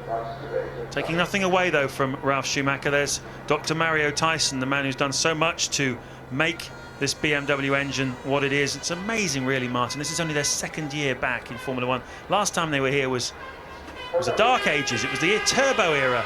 There's Michael Schumacher going out to celebrate his brother's success. I wonder if Ralph actually noticed him. There he is though. They love a hometown victory. 100,000 air horn blowing, flag waving Germans. Most of them are waving red Ferrari flags, but there are more and more waving Ralf Schumacher Williams blue flags. And the German national anthem we will hear.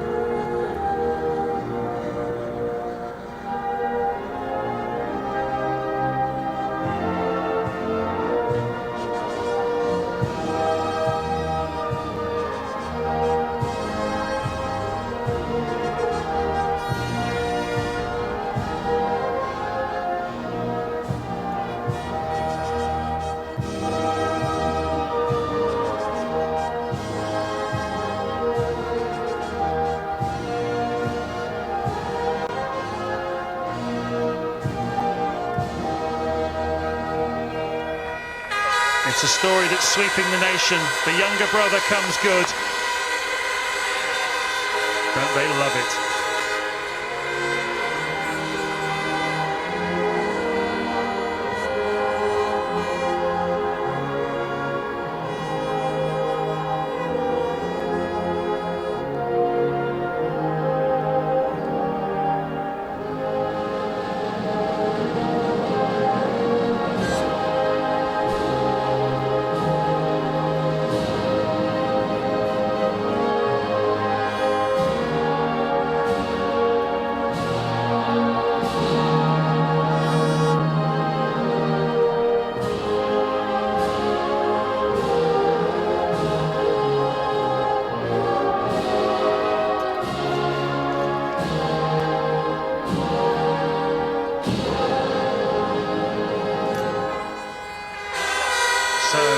Schumacher wins his 3rd Grand Prix of the season. Nice to see that Jacques Villeneuve has given up the Bilbo Baggins look and has become more clean cut. Notice he's shaved his beard off, got a nice haircut. What's becoming of him? He's got a new 19-year-old ballerina girlfriend from New York. I think that might be something to do with it, maybe. Apparently. But well, it's nice to see 3 different chassis, 3 different engines on the grid, 2 different tyre suppliers amongst those 3 men standing on the podium. Formula 1 then in rude health at the moment, no doubt about it. Certainly is.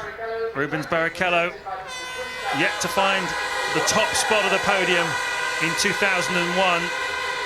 He's certainly been alongside enough times this season. 5 races to go though, he still could do it. There is the clean-cut, clean-living boy himself, Jacques Villeneuve. Nice to see him back up there. Many of us regret that he's been in the boonies since his 97 World Championship victory.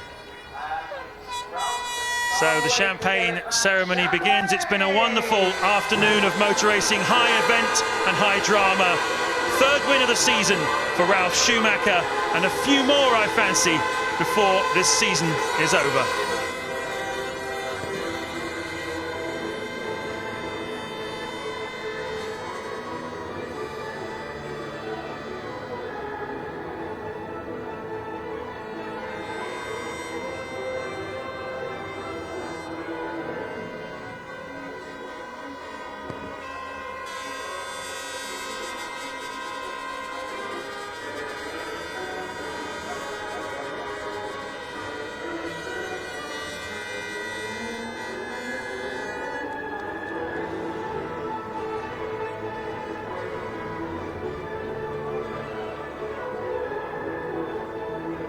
Congratulations, gentlemen. Ralf Schumacher, winner of his home Grand Prix in Germany. Rubens Barrichello, second for Ferrari. And Jacques Villeneuve, third for British American Racing. Ralf, what does it feel like to win at home?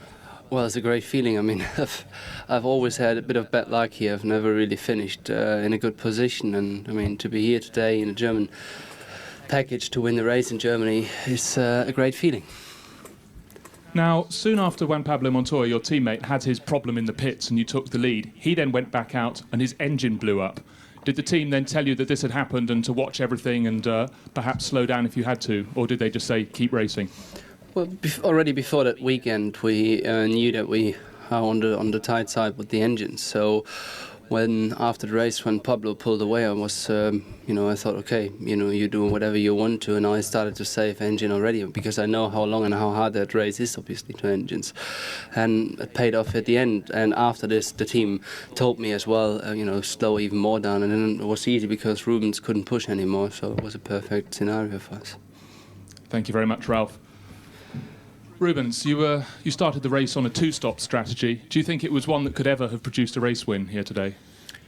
Well, I mean, thinking that the two Williams were on another level, I think the best what I was hoping for or what I could achieve was third, basically because they were really fast. So I think it paid off, to be honest with you, because I was the only one on their pace to start with, and I took a long time to overtake David.